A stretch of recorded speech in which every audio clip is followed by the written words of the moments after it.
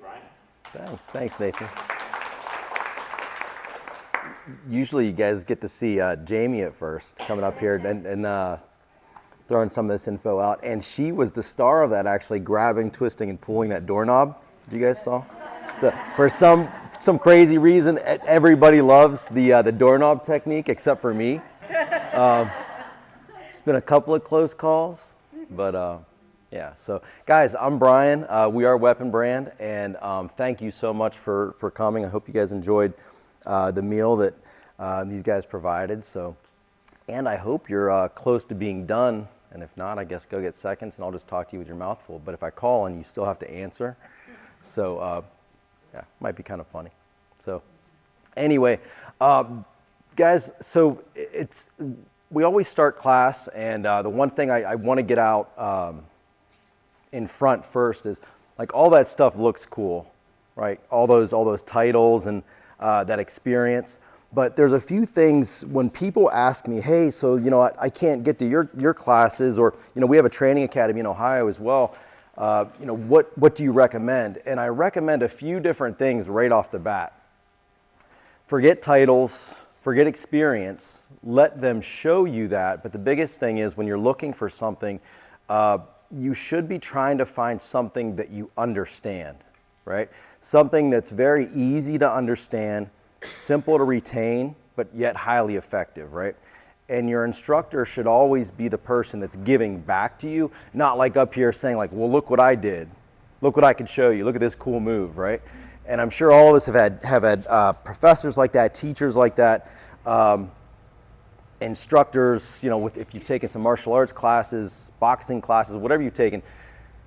So what I want you guys to understand is, when you leave today, you're going to have, we're doing this for you. You're going to have a very basic understanding. You're going to see where that experience comes into play a little bit, but this is about you guys, not us.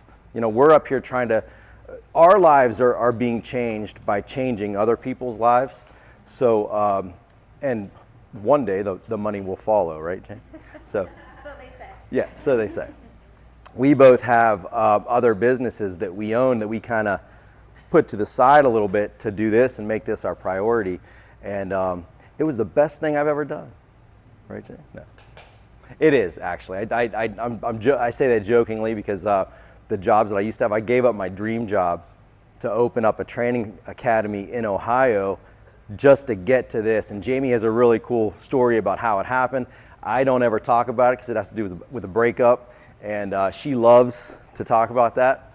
So, but now we're down here. Came about just over a year ago.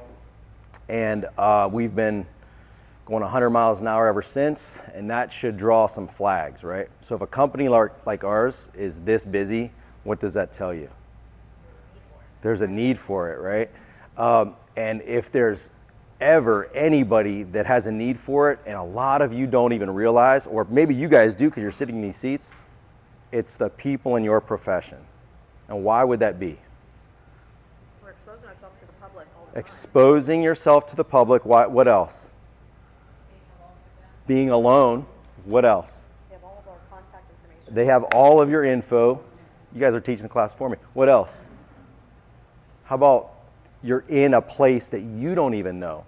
So you're alone. You're with a stranger. They have all your information. You have very little of theirs, which we'll talk about. And you're actually in a strange location. You know, if I told you, hey, you know, in your own home, let's back up. If I said in your own neighborhood, some of us could answer this, some of us couldn't, right? I right now couldn't. Maybe a couple years ago I could. But if I said, hey, how many of you guys, show of hands, if somebody that didn't belong in your neighborhood walked through your neighborhood, can you pinpoint that they were a stranger? There's some of us, right? And some of us, I look outside my condo now and I see somebody different every day, and I'm like, hopefully they're okay. But let me ask this question. What about in your living room? There's a stranger in your living room. You know that's a stranger, right?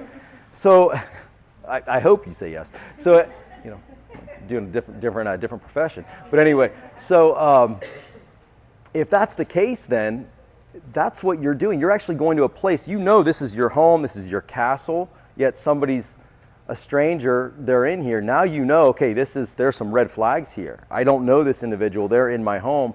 You even act a little bit, even if you know somebody's coming over, you act a little bit different, but you're safe in your home. Well, now you're going to a whole new location that you don't know, that we'll talk a little bit about also, with a person that you don't know, maybe just that you did a little research on and vetted, which is a part of this, and you don't know what their intentions are. Because let's be real with each other, guys. You never know what another human being's intentions are. You never know what another person is thinking. Only you and God. That's who knows what's up here. Everybody else? You don't know. You got to take a guess. The cool thing about what we teach is we help those guesses become a little more educated, because we can give you those signs. We teach off of what's called universal behavioral patterns, and it's what all these predators do. And I say all caps. 100% of them will do 3 things every single time, 100% of the time, before and leading up to an attack or an attempted attack. And we'll get to those. Right now you're like, oh, the teaser, right? What do they do? So, and they're actually really easy, but it takes a little bit of first acceptance and then a little bit of training, which is what today's for, to start to pick up on those things. So let me hit pause on that. So I used to do this quite a bit for the state of Ohio and some government agencies, military as well. So think about the people that I was teaching these things. Think about those people that I was trying to push this information to. They probably knew their stuff, right? Especially in some of the groups that I would teach. A lot of task force agents, a lot of military special operations groups. Like those people knew that community. They knew that stuff. So what I don't want you guys to think is that I don't think that you know that stuff, because you guys are pretty sharp people to be in the position that you're in. You have to be pretty sophisticated and intelligent to have the job. And people. You are people, right? You talk to people. A lot of you are probably extrovert, right? Me, myself, Jamie's like, he is a liar. I'm a little bit of an introvert. I like my alone time. I like my little safe spaces, right?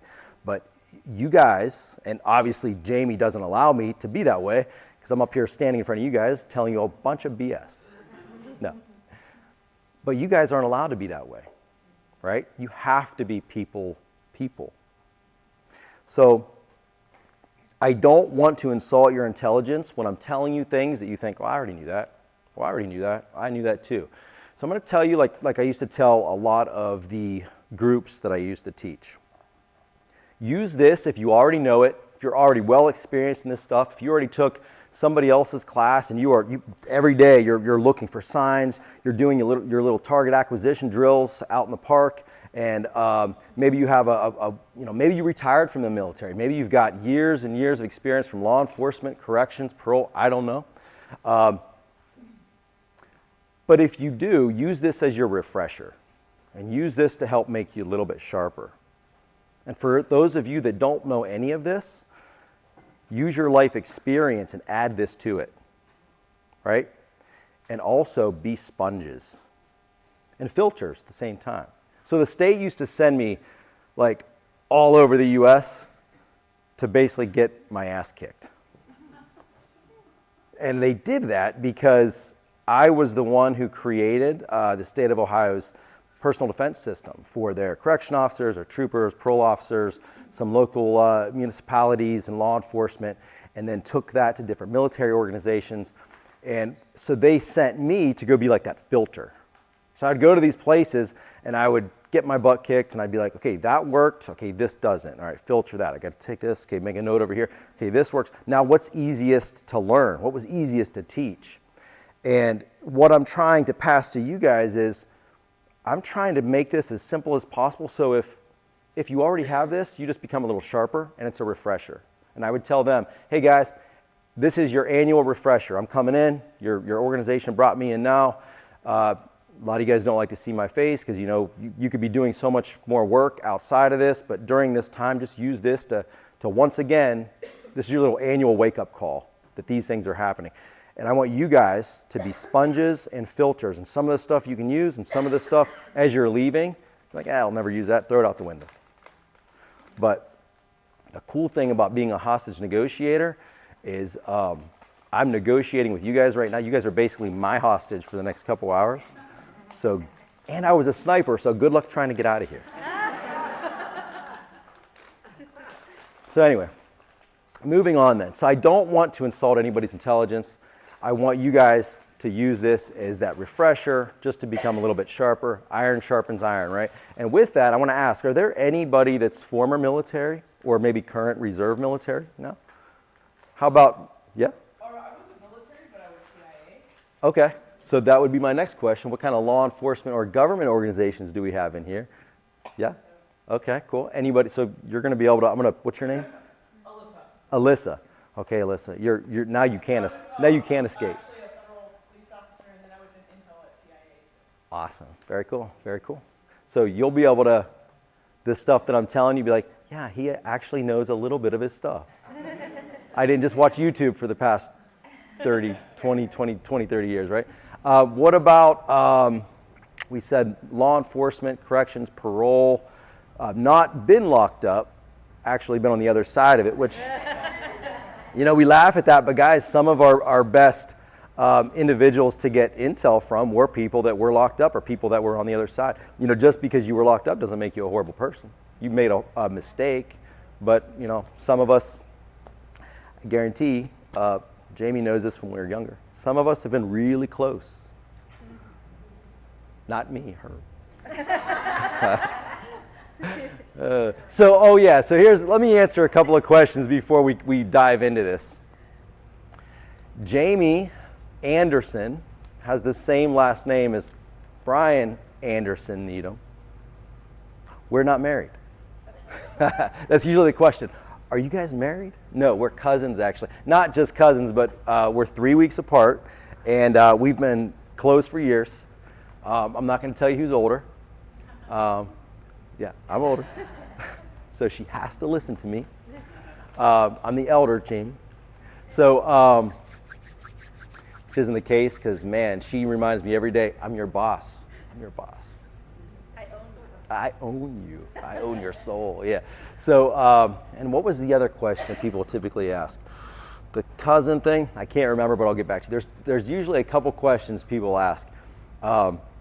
Oh yeah, you're gonna learn just enough today to get your ass kicked if you go start a fight when you leave here. So that leads us into the first thing. Guys, we're gonna teach you how to avoid the bad stuff, okay? And we're gonna kind of walk you through the whole process of vetting a client, meeting a client, things that you should do, things that, just some pointers we're gonna throw out there. And what we would like you guys to do when you leave is just have a little bit more empowerment, a little bit more confidence, not just on the job, but even to take home to your families. Take home to the people that you care about, right? You know, our Jamie and I, what we consistently put out there is if we can just change one person, that one person will change a family. If you can change a family and enlighten them, that family then can possibly change a neighborhood. The neighborhood then a community. And you guys are here, well, so are we, so that makes us feel a little bit safer if there's a bunch of, you know, weapon clones running around, right? Weapon brand clones. So notice it says be your own. Well, we're going to help make you the weapon instead of having to rely on a lot of things. And we're going to talk about this video too, but first, before I move on, what questions? Any questions before we get started, guys? No? I thought that was your hand. So eventually you're going to have a question. I see it in your eyes. So here's the thing, guys. Your questions and your stories, your experiences, please throw them out there. We learn off of that, and I guarantee if you're thinking about a question but you don't want to ask, somebody else is going to be thankful that you did ask that question. So anything, just throw out to us. And if we don't know the answer, we're going to make it up. Or we're going to ask Google. Jamie's been my Google. I was like, Jamie, what's the population of St. Pete? Yeah, yesterday going through downtown St. Pete, she started to think, she's like, I'm not Google. Every day I get that statement. So anyway, the very first thing that you're going to have to do in any of these situations, some of you probably have already done this because you're sitting in these seats. I don't think you just came for the lunch.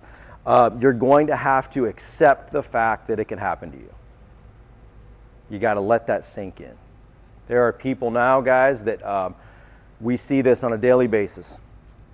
They are in complete denial that wrong goes on, that bad goes on, or that it could happen to them. And we operate off of the notion that there's more good people than bad people. There's more good people in the world, we believe this, than there are bad people. However, how many people or incidents does it take to change your entire life? That's it.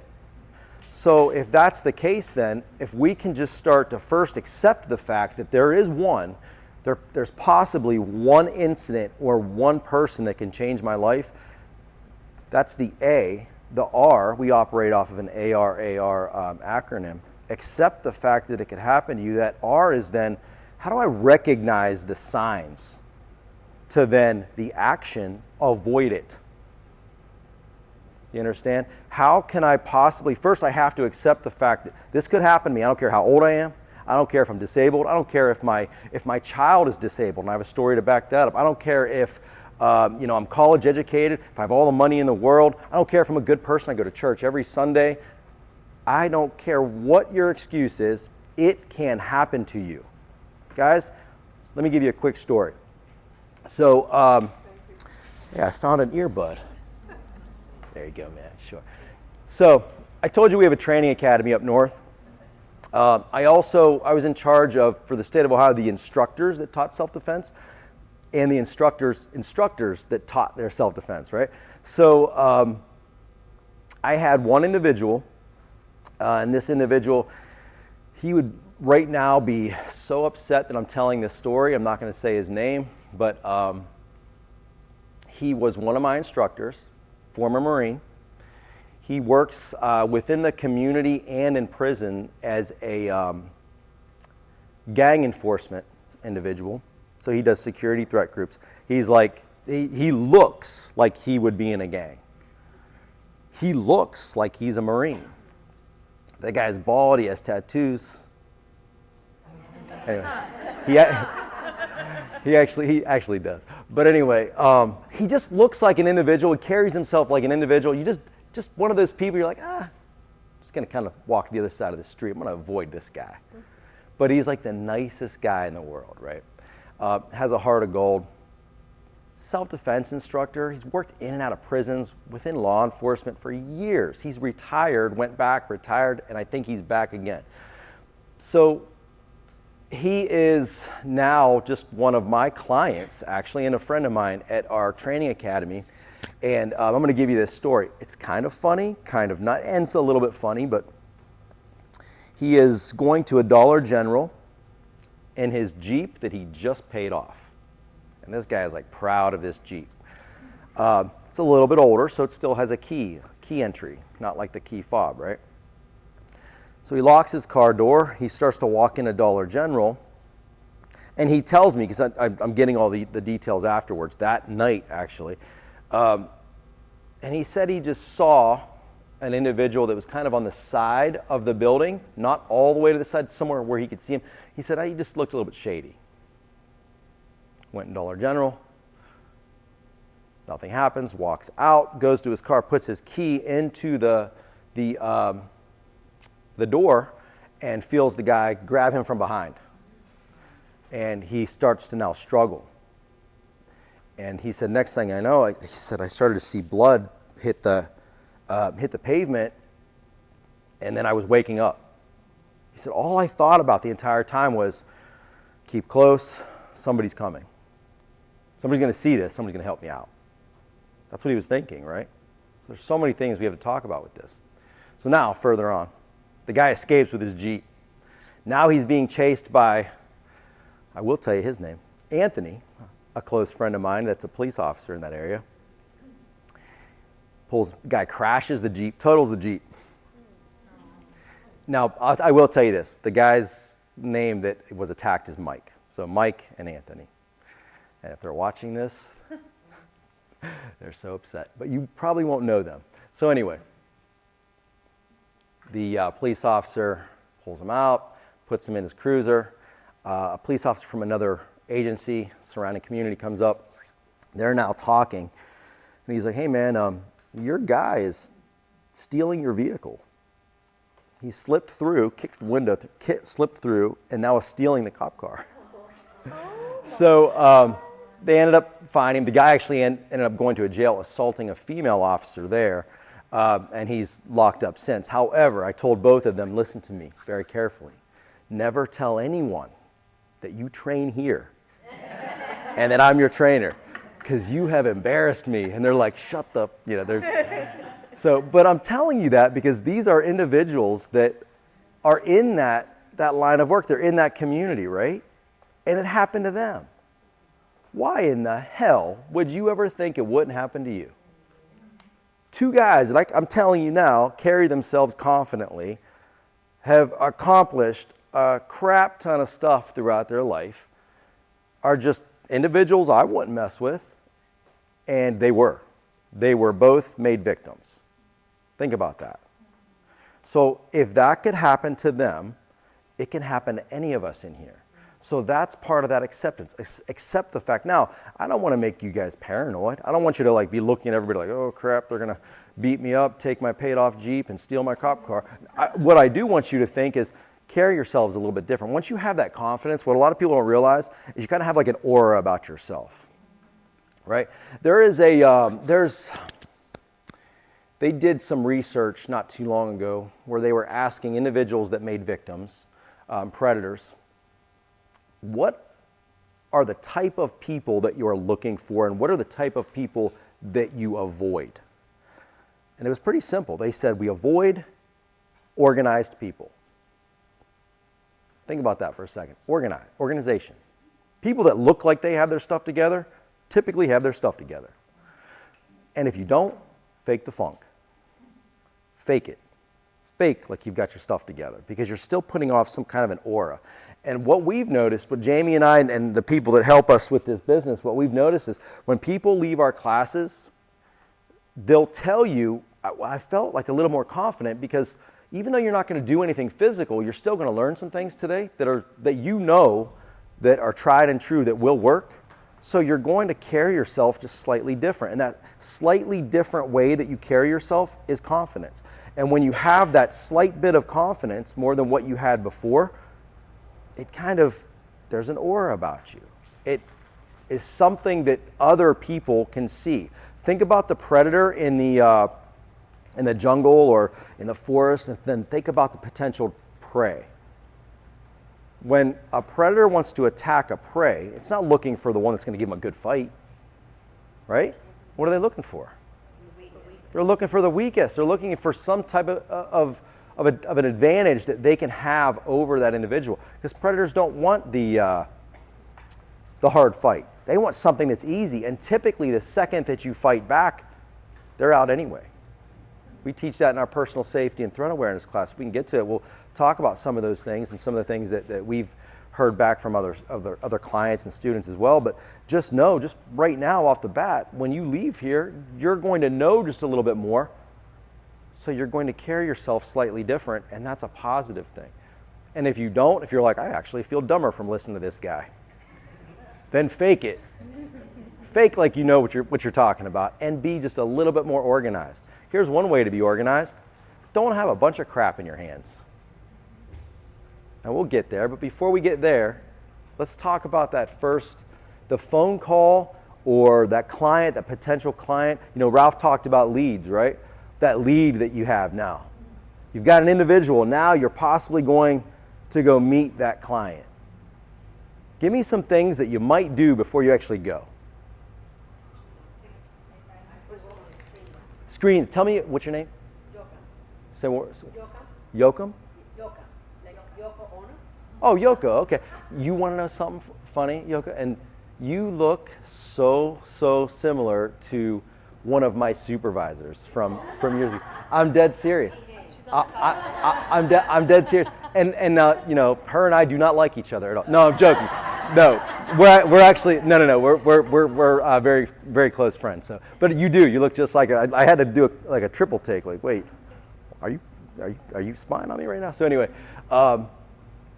by screen, what do you mean, Yoko? I personally asked them for if they can text me their ID. Good. If they can text me their ID, and I will share There you go. Okay. So, question for you. They share their ID, their picture ID. 2 questions. What if they don't? What if they say, I'm not comfortable doing that? That's fine. I won't show. There you go. Well, I'll tell them I'm not comfortable you coming over there. There you go. Good. Hey, Teresa. Teresa, everybody. So, yeah, that's perfect, right? Question though, has anybody ever gone anyway? Yeah. Okay. So before we go back to this, Yoko, because I have another question to ask you about that ID. Has anybody ever, speaking on just that subject right there and relatable subjects, is there anybody in here, and I'm just going to give you a quick little hint. If there's one person in here that doesn't raise their hand, I'm going to call you a liar. Is there anyone in here that's ever, your entire life, felt a little bit sketchy, a little bit shady? You saw something, you felt something a little off, but you're like, I'm going to go through with it, I'll be okay. And then you didn't really think about it later anyway. It just happened. Everybody's been in there. Everybody's been in that situation. Now let me ask you a question, because you didn't pump the brakes on it, right? Let's hit pause on that. You potentially risked your own life by ignoring signs, things that you saw and things that you felt. Does anybody speed in here? You're realtors. I know you speed. You're getting that next one fast, right? It's all about that money. So, I get it. One day we'll be able to eat, Jane. So anyway, when I say speed, so in Ohio they'll say, our troopers will say, over 9 you're mine, under 9 you're fine. Now not all of them feel that way, but I'm giving some secrets out there. But just know that's kind of a typical thing, with law enforcement and speeding. But there's some people in here, I'm thinking you guys, by the looks of it, you guys have probably gone 14, 15, 20 miles over the speed limit at times. I see, yeah, okay. If you're, what is it, 275, Interstate 275? What's the speed limit there? Oh, the speed limit, not what you go. What is it? Nobody even knows. See, all you guys are breaking the law. Nobody even knows. So we'll say it's 65. 65, we agree on that? Yeah, 65? All right. We're all learning something. So we're going down 275. The speed limit's 65, but I'm doing 80. Picture it.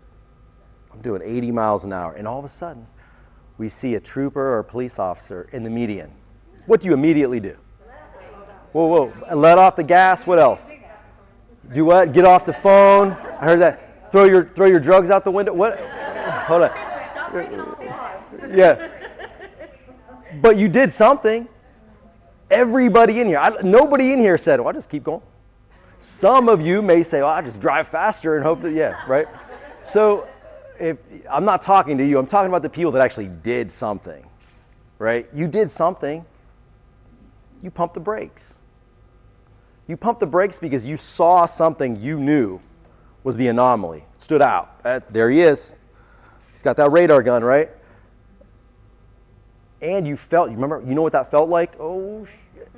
So what would happen if you got pulled over, what would happen? Got a ticket? Likely, yeah. 80 and a 65, good possibility. So you got a ticket. So now what happens after that? You pay it. So you just, so that some of you are going home being like, honey, yeah, you're the real trouble, right? You donate? You don't, yeah, okay, some of us, yeah, that's a great way of putting it. You donate, maybe put that on your taxes. I paid a speeding ticket. I donated to Pinellas or whatever county. So, but all you did was give up some money. Did it kill you? It sucks. But it didn't kill you, did it? But let's go back to that situation that you saw something, you felt weird way about it, but you still did it. You didn't pump the brakes. So what you're telling me then is that if we weigh that out, you're saying that money And wherever you're going isn't or is more important than your life, because you stopped because you didn't want to pay money. And I know I'm talking to realtors and real estate professionals. I know you got money trumps everything, right? So what you didn't do was pump the brakes on something that could have taken your life, right? Do you see how? And all of us have done that. I'm not trying to scold you guys. Like I've done it. I've done the same thing. But afterwards, I'm like, damn, like I teach this. Like I should probably practice what I preach, right? My cousin, best friend Jamie, should practice what she preaches.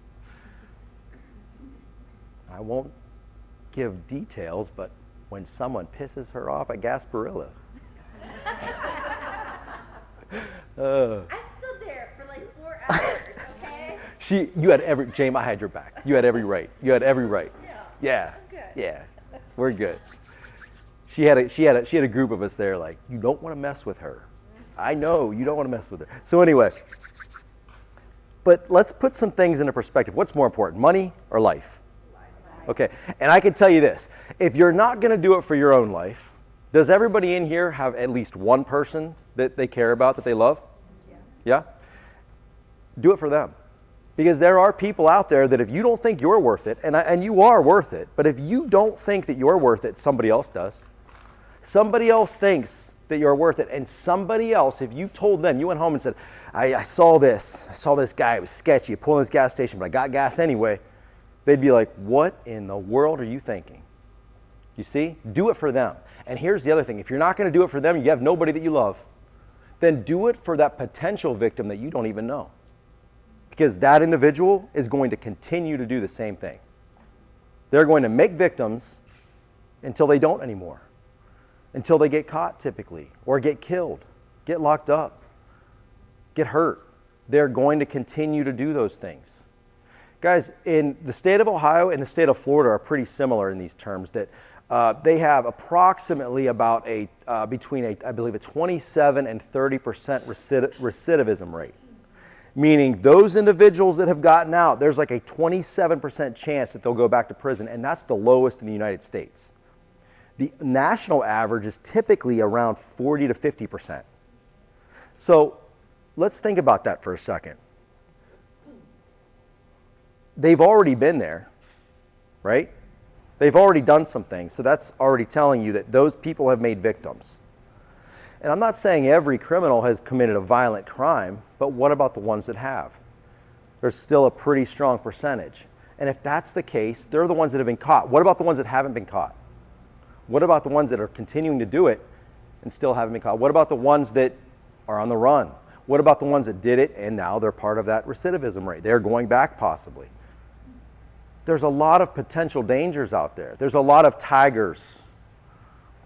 And we are the potential prey that we're going to put our foot down, draw our line in the sand and say, nope, not anymore. Because we're going to have that weapon mindset. Do you understand? And if you have that weapon mindset, that doesn't mean I'm just going to carry myself different. I'm going to carry myself different because I'm effectively trained. I'm knowledgeable on the things, on what to look for, how to avoid. And I'm going to accept it. I'm going to do that. I'm going to push myself to know that safety isn't always convenient. So if I'm a minute or two late to that client, I have to explain, hey, some little weird, shady stuff happened, so I'm here now, so let's take care of business. All it takes is a simple text. And you could do that while driving. Joke. A couple of you guys that are sleeping just woke up like, wait, what? So anyway, so we have to accept. So how do we recognize? Well, one of those ways is by screening, by vetting our clients, right? So Yoko says she has them send in their ID, which has a picture on it. So you get that ID. What happens next? You said you give it to the office. This is the person that I'm potentially meeting. Do you do any research outside of that? You Google? Google or Facebook. Yes. Yep. What's your name? Isabel. Isabel. So one of the ways that we would catch criminals is social media. And it wasn't even their social media. It was their friends and their families. Do you understand? That they would be a part of. They may be slick enough to say, hey, I'm not going to let people know where I am, but your aunt will. She's going to tell everybody, right? Wants everybody to know. So not just their own social media, not just Google, but how about people, friends of friends? Take 5 minutes and scan through some things. Look for red flags. Look for those anomalies, those things that stick out. And if you get that, you see something, hey, this is off. This doesn't look exactly like the person that sent me this ID. Well, that's a red flag, isn't it? That's a pretty major red flag. So do your research. Vet the individual. Research that individual. Do your own homework. You're worth it. Your life is worth it. And if you don't think you're worth it, if I don't have time for this, I just got to go make this buck. Well, your kids at home, they're going to be a little bit upset when you're not coming home because you didn't do your due diligence and say, hey, safety's not convenient. I know. Let me get another minute or two here, just kind of scan through this and see. Or how about this? Letting somebody know, having another set of eyes on it. If you feel something's off, you act a little bit different, right? Force yourself to. So when I say anomaly, everybody understands that, right? Like something that stands out. Do you guys drive, and this is not a trick question, do you drive? No. Do you drive the same way to work every day? Typically? If you tell me no, you're lying. That's something else. We can spot liars from pretty far distance. And you all are liars. No, joking. So anyway, when you drive to work the same way, typically the same way every single day, have you ever had that moment where you saw the detour sign? And you're like, oh, wait. Now I got to turn the music down so I can see better. Yeah, right? We all do it. Yeah. So you do that because now you're out of that same comfort zone. You saw the anomaly, you saw the detour, and now you really have to pay attention. So that's what we're trying to get you to do. You first accept it. Now look for those signs that make me have to be a little more focused. And those are signs. When you're getting those red flags that, hey, this doesn't really look like the same individual, or why is this person here really trying hard just to have me show them? Or why do they have to be here at this time? Just get some information. There could be legitimate reasons, but there also could be legitimate reasons they're doing it for bad, not for good. What about people with, we'll say, pre-approvals? You ever contact the actual lender? Hey, look, I have this. Here's my ID. Here's my pre-approval. Yep, I'm good to go. But where'd that come from? Because, well, Carrie, she does a lot of stuff for us. I'm sure if Jamie was like, hey, Carrie, could you type up a fake pre-approval? Done. Right? Heck, I could even get fake IDs. Some of your kids have those. Jamie. So anyway, contact anybody you can to close those gaps. Close those dangerous gaps. Just contact, do your research, do your own due diligence. Now let's talk about getting there. When you get there, you actually go to the property. What are you looking for? Other than the client. Because I hope you get there early. And not all of you do. There you go. So perfect. But you are like ahead of the curve right now. What's your name? Evelyn. Just not yet. No. That's good. That's perfect. So when you're driving there and you're going into that neighborhood, what are you looking for? It could still be exits from the neighborhood. What? Names of streets. Okay. What about parked cars? What about people in parked cars? Because I'm going to give you guys some homework before you leave today. Not homework that you have. Actually, yeah, you got to report back to us. No. Just report back to Jamie. So she's like, wrong. You're okay. So the homework that we give you is just kind of an eye-opener. It's something kind of like fun to do that's like I said, it's pretty eye-opening. But if I forget to tell you guys, I've been hit a couple of times. And man, I've drank some beer in my time, so I'm forgetful. just remind me about your homework. And you don't have to like send anything in or something. It's just something for you guys. But scanning the area, looking for things that stand out, those anomalies. A parked car, an individual in a car that's just sitting there for a little bit longer than usual, even if it's not your client. What if you tell your client you're getting there at this time, or you'll be there, and they're there a lot earlier? That's not abnormal.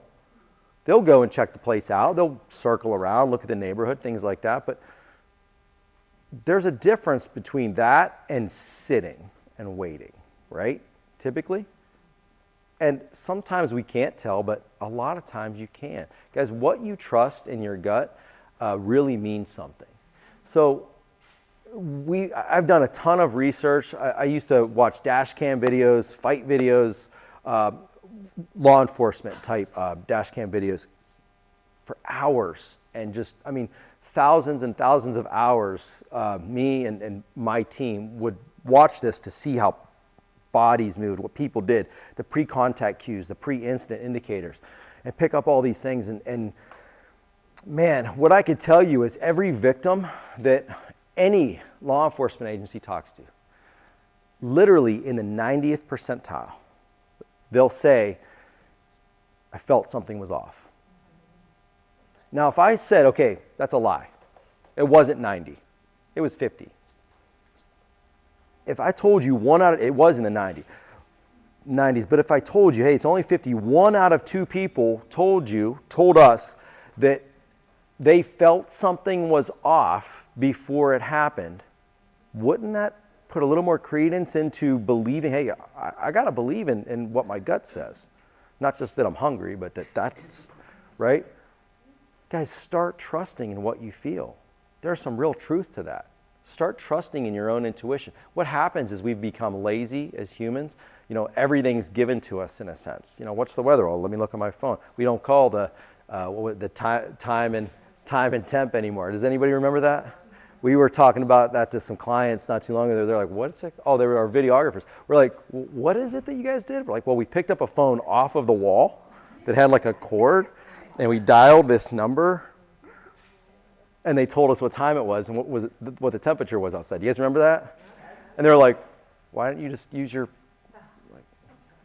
So, but anyway, everything's given to us. So we've become a little bit lazy, and we've become kind of, you know, when you look at your cat, does anybody have a house cat?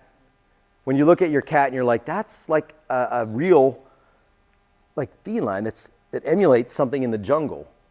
But your cat begs you for you to feed it, right? Like the cat in the jungle has nobody to feed. It goes and hunts. So it has to have those senses. It has to be aware of things. Well, we need to go back to that, hey, I need to be aware of what's happening around me because of the job that you do.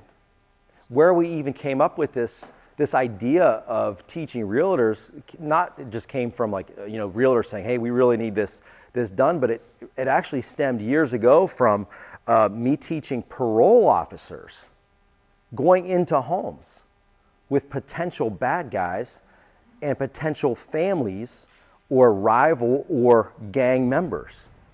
Do you understand? And where to stand, what to watch out for, pulling into the neighborhood. Nothing's different. We're all human. They just had a different type of a job, but still going to a property. Because you're in a pretty dangerous, rewarding, yet potentially dangerous profession because of what we just said in the very beginning, what you're doing. You're putting yourself in danger, and here's the thing, it's typically not going to happen to you. But what if it does? Let's just be a little more prepared. And if we could pick it out, awesome. So we pull into that area, into that neighborhood, and you see somebody just kind of sitting there. I'm not just saying, oh, you gotta hurry up and get away and, you know, lose the client. But do your own homework. What are some things you could do? If you see something that's a little off, what could you do?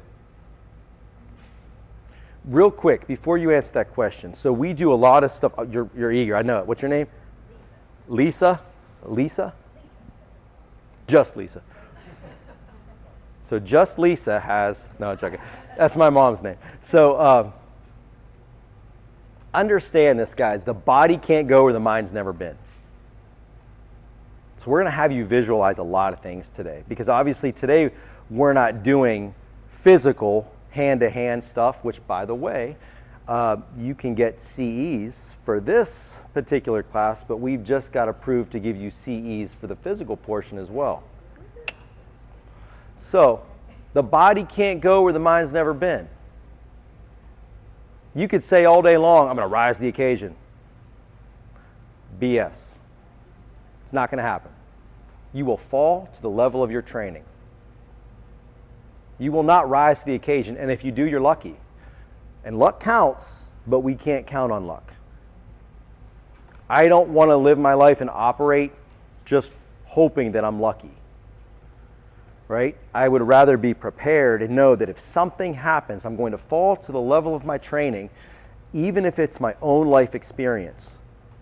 You guys are now, even though you're sitting in seats and we're not actually doing anything physical, you visualizing and us giving you these things to think about, you're now at a higher level of training than just the average person, because you're visualizing it. And the body can't go where the mind's never been. So carry yourselves that way.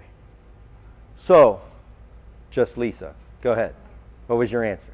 So like, if I was to see somebody parked outside and I was kind of sketchy about it, I would personally text my husband or my office and say, hey, heads up, something sketchy is going on, if I don't buy it, blah, blah, blah, blah.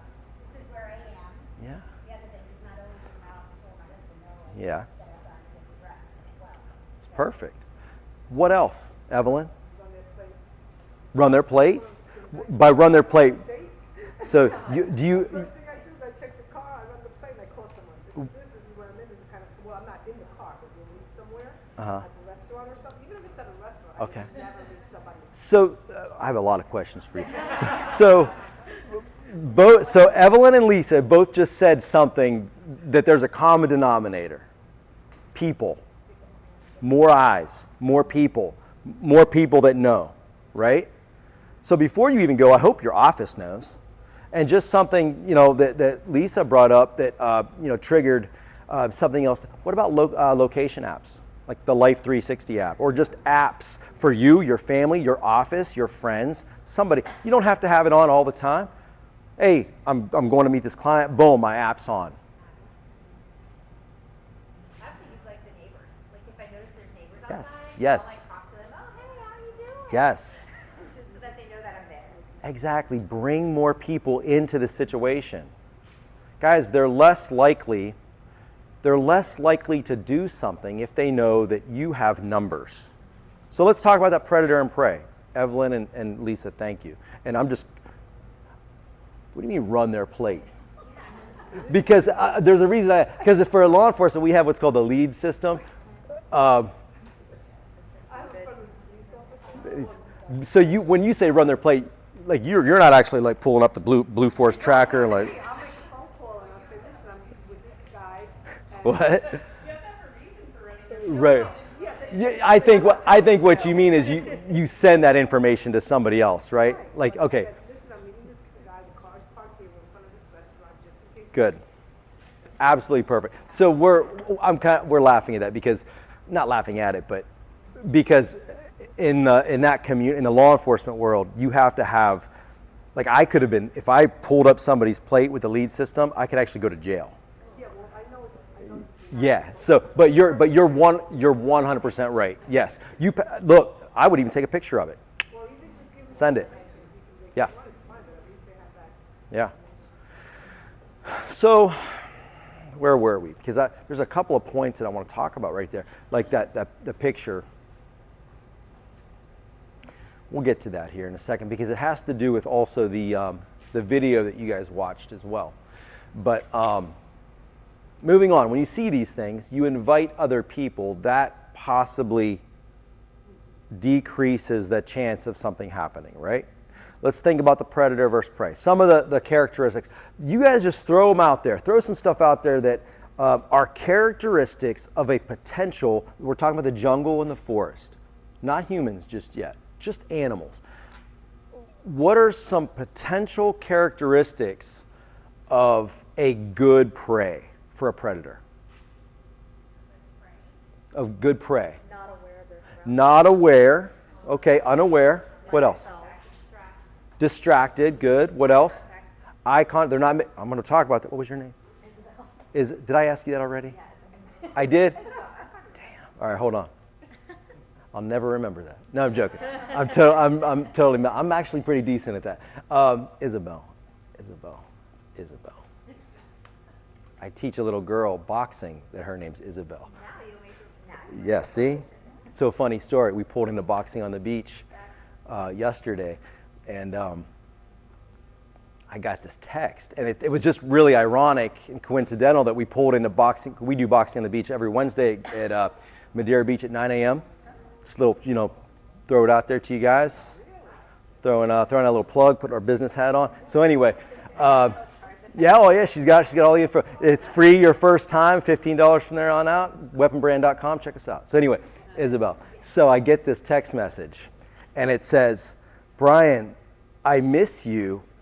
When are we going to box again? And I'm like, I said, Jamie, do we know an Isabel? Why is someone texting me saying they miss me? Because we're at boxing at the beach, and all of a sudden she's like, Grandma said, and I was like, Isabel. And she's like 7 or 8 or something. But yeah, so anyway, so now Isabel, I might remember your name. What the heck were we talking about? eye contact. Eye contact. Prey, potential prey, right. Yes, so eye contact's a good one. So I'm going to hit pause on that because we're going to talk specifically about that one, but man. Elderly, by the way, that's not me. Hey, I hear you. We have a client. She has a little pillow. I noticed we do like security details with her. Her pillow says, "Age is just a number, and mine is unlisted." It's up here. Right? You're just experienced, right? Could be fearful of something. Good. But let's hit pause. What was your name? Beth. Beth. Whew, that sends shivers through Beth. Bad experience with Beth. Anyway, so Beth says the elderly. Well, what's the opposite of of elderly? Because guys, why would Beth say elderly? What are the reasons she would say elderly? Vulnerable. Why? Let's be specific.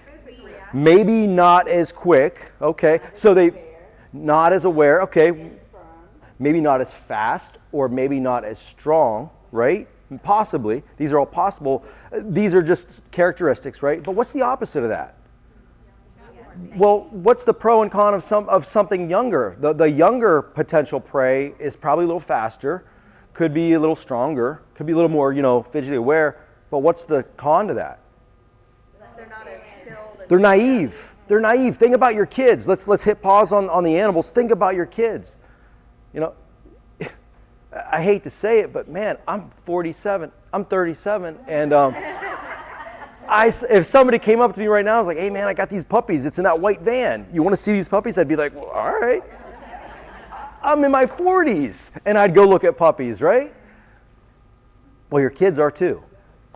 So these are things we have to start teaching on. So your kids, what we're saying here is they're a little bit more naive, right? So let's go back to the jungle again, right? So the potential prey. What are some other characteristics?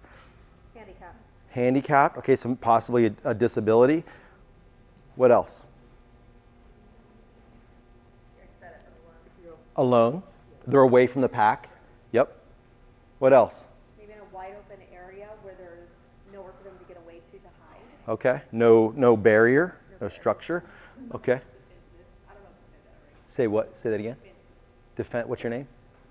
Yolanda. So defenseless. Tell me about defenseless. A little bit fragile. Okay. And that could kind of go in the category of maybe disabled or maybe even elderly, right? But defenseless, okay. Because here's what I would say, Yolanda. We all have some way of defending ourselves, and we're going to bring that out of you guys today. We're going to give you guys a little bit of confidence in that. We all have a way of doing something. Everybody right now, if you have 2 hands, hold up both your hands. Good. Put one down. Look at that.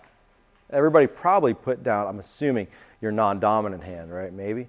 But everybody's holding up a hand. Does that hand have fingers? You know what I could do with this hand? Listen, I've carried a firearm, and we're going to get to this. You guys can, keep them up. We'll see how long you guys keep those up. So, you guys are going to get a work out of this. So, I've carried a firearm, and I'm halfway decent with the firearm. For over half my life, since I've been 18. Military, then everything else that I've done, right? I still need training. That 18-year gap before I started to carry a firearm, man, if I could somehow go back and start when I was like 1 year old. My mom tells a story. She's like, I never allowed him to have a gun, ever. Never allowed him to have even a play gun or pretend like he had a stick that was a gun. And she's like, now he's a sniper for the United States Marine Corps. Like, and now my son is. So I told him, do not do this. Don't go to the Marine Corps. He's like, Dad, I joined the Marines. I said, don't submit your packet for MARSOC, Marine Corps Special Operations Command. He's like, Dad, I want to do everything you did. I was like, don't get married. Then he got married. I said, don't have kids. 2 weeks ago, he had a kid. What? Everything I'm telling. So now I got to start, hey, kiddo, do this. Yeah. So, but anyway, and we always say, we train a lot of different age groups, and we say that the ones that love you the most listen to you the least. If you guys have kids, you know that, right? So, moving on then. There's one thing you guys didn't mention, and we already kind of mentioned this earlier in a forum, but what about that animal, that potential prey that goes to the same watering hole, the same way every day, right? Forms a habit, right? Or a pattern, becomes very consistent. What if you are that individual, that real estate professional that does the same thing every single time you do it? People watch you guys. Do you understand that? We already said, what was your name? Amalfis. One more time. Amalfis. Amalfis, you're the one who said earlier about, lost my train of thought. You said something earlier that stood out. No. I can't even remember where I was going with that. It'll come back. It usually comes back. Like I said, I drank beer and got punched today.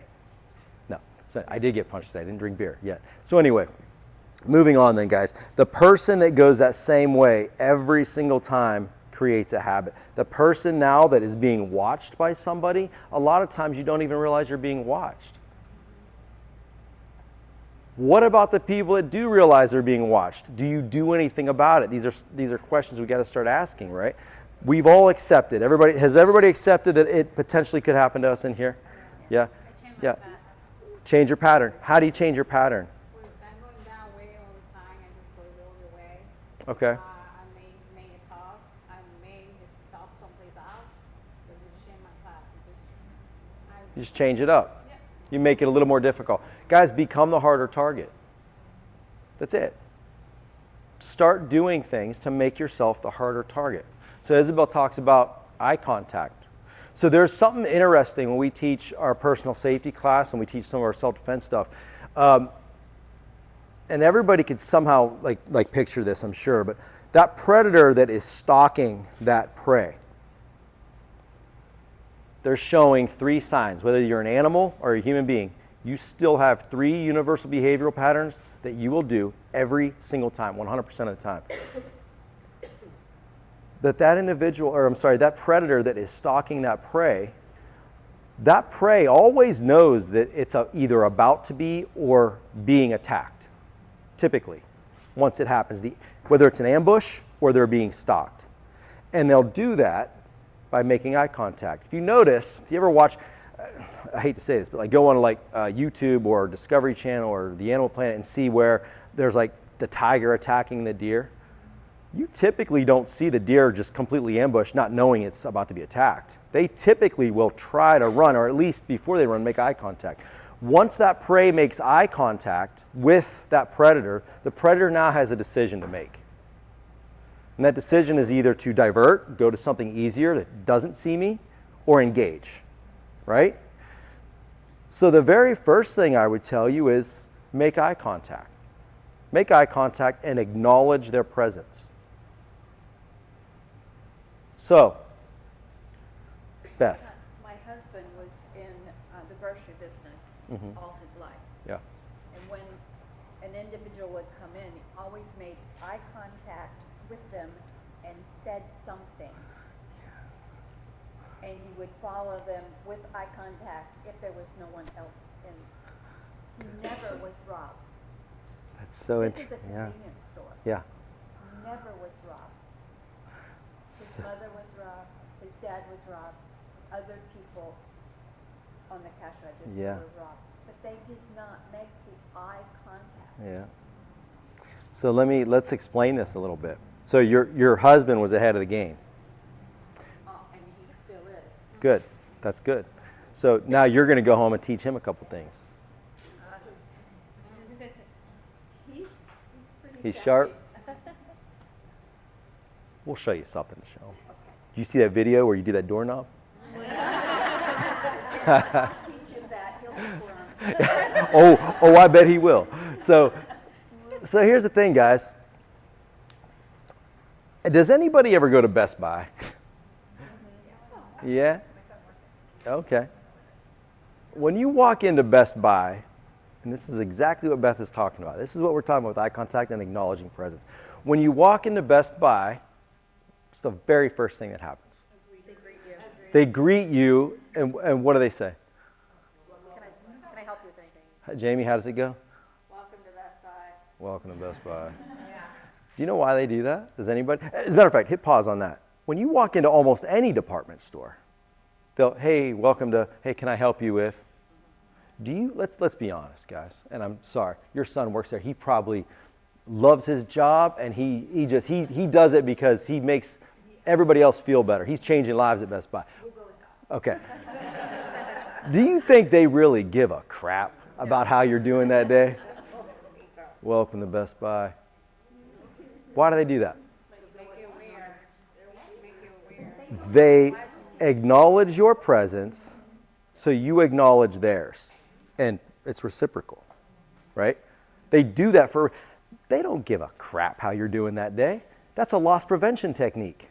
That's what your husband was doing. That's why he wasn't robbed. That's a loss prevention technique, that if you acknowledge somebody's presence, they're less likely to do something else, like steal. If I go into Best Buy, I'm getting that TV today. And they said, hey, welcome to Best Buy. I'm like, oh, he knows I'm here. Now that decreases the possibility of you doing something. All that is a loss prevention technique. So why can't we use that? If you acknowledge that presence, I'm going to give you a really, it's a horrible story. It ends horribly, but we learn from it, just like this video we watched. And I'm going to try to go through this quick because there's a ton of questions that come out of this. Just like we talked about this video, there's already some questions I'm sure you guys were asking yourself when you guys saw that on the news originally or on online or even right now today. But there was a female victim that she was in a parking garage and she was facing the elevator this way. And as she was facing it, so see this was kind of like a corridor right here. She was off to the side this way, so she couldn't see all the way down, right, where the elevator was set up. She was just a few feet from the elevator, and she was standing there, and a male walks up. He walks behind her probably 2-3 feet and directly behind her. And this is what she does. That's what she did. Excuse me. So, first of all, I'll tell you, when you take our self-defense for real estate professionals, when you take that class, we're going to teach you some things off of that specific situation and positioning, body language, pre-contact cues, things to do with your hands, things to do with your arms, things to do with your fingers, all that kind of stuff. However, just from what I told you right there, and you already know a little bit that this doesn't end well, what could she do in that instant right there? instead of just doing this, just give me 3, 4, 5 things. Turn around, say hi. Face him, say hi, acknowledge. What else? Make believe you're on your phone. Phone, that's a good one. What else? Just be aware of this surrounding. Be aware. Who said it? Leave. What if I told you, what's your name? Audrey. Audrey says leave. It took only 25 seconds for you guys to say that. What if I told you she did not make it alive? She died. She was murdered. Now, if I told you that in the beginning, would you all have said the same thing Audrey did? He pulled her down by her hair. He stomped on her face several times. He paused to go over to that quarter to look down, went back, finished the job just to take her purse. Think about that for a second, right? It's horrible. We learn from these situations, but she didn't acknowledge his presence. She didn't turn and face. She didn't put her hands up in any kind of an even inconspicuous defensive posture. She didn't leave. And if the elevator door opened, where would she have gone? In a cage with another animal. Does anybody have pets here? If you brought another pet, somebody else's pet, or another animal into the presence of your animal and tried to put them in a cage, would they go in that cage? Probably not. We're the only ones that do it. When you're telling me that, it's weird because just you describing the scene before you can say what happened. It's like my butterflies. Are Yeah, flying. yeah.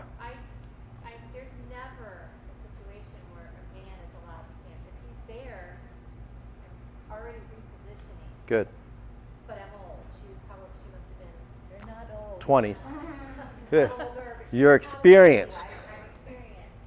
Yeah. But I actually found myself in this situation at the gas station the other night when I was putting my money back, my debit card back after putting it in the machine. My purse was on the driver's side. So I bent over to do it, and within a second, I said, what are you doing? Yeah. And I got up and got out and put my stuff away because you just can't do those things anymore. You cannot have your back. What's your name? Carrie. Carrie. If we have time today, we're going to talk to you about a specific incident that you just described that Jamie and I will teach you guys about. You're going to learn something from about yourself and about that situation. But it's pretty crazy. It's pretty coincidental that you brought that up specifically. So, but you're absolutely right. Yolanda, you were going to say something? I know we're specifically referring to a lot of incidents that happen where men are involved, but Yeah. have you heard of incidents Yes. with females? Yeah. We have one of our instructors, she's based out of Ohio, Terry. She teaches on that. If I forget to mention it, she is on it, man. She's like, do not forget that it's not males. It's not just males. And she's absolutely right. It could be anybody. That's what we were saying from the beginning. And that's a great point that you bring up. It doesn't have to be, and it doesn't even have to be one person. They could be working together and you just don't see the other people. It could be multiple. But regardless, no matter what, the first thing you have to do is accept it could happen to you and then start thinking, wait, I'm looking for things, I recognize things, and I'm worth defending, right? I don't care who it is. I don't care if there's 100 of them or one of them, male, female. I'm worth defending because I got to get back to my family, and they're counting on me, right? So once we start to process that and we all start to believe in that, you start to operate a little bit differently, right? And we have those things, when you caught yourself and said, oh, wait, I shouldn't be doing that at the gas station in a public place where I don't know these people, right? And I have something valuable here. Well, so many of us, if I said, hey, here's a $1 million bill, you'd protect that thing, wouldn't you? You wouldn't just bring it out in public and wave it around. Well, aren't you worth more than that $1 million bill? So if you're out in public and you're doing these things and meeting people and properties that you've never been to, well, shouldn't you protect that just a little bit more?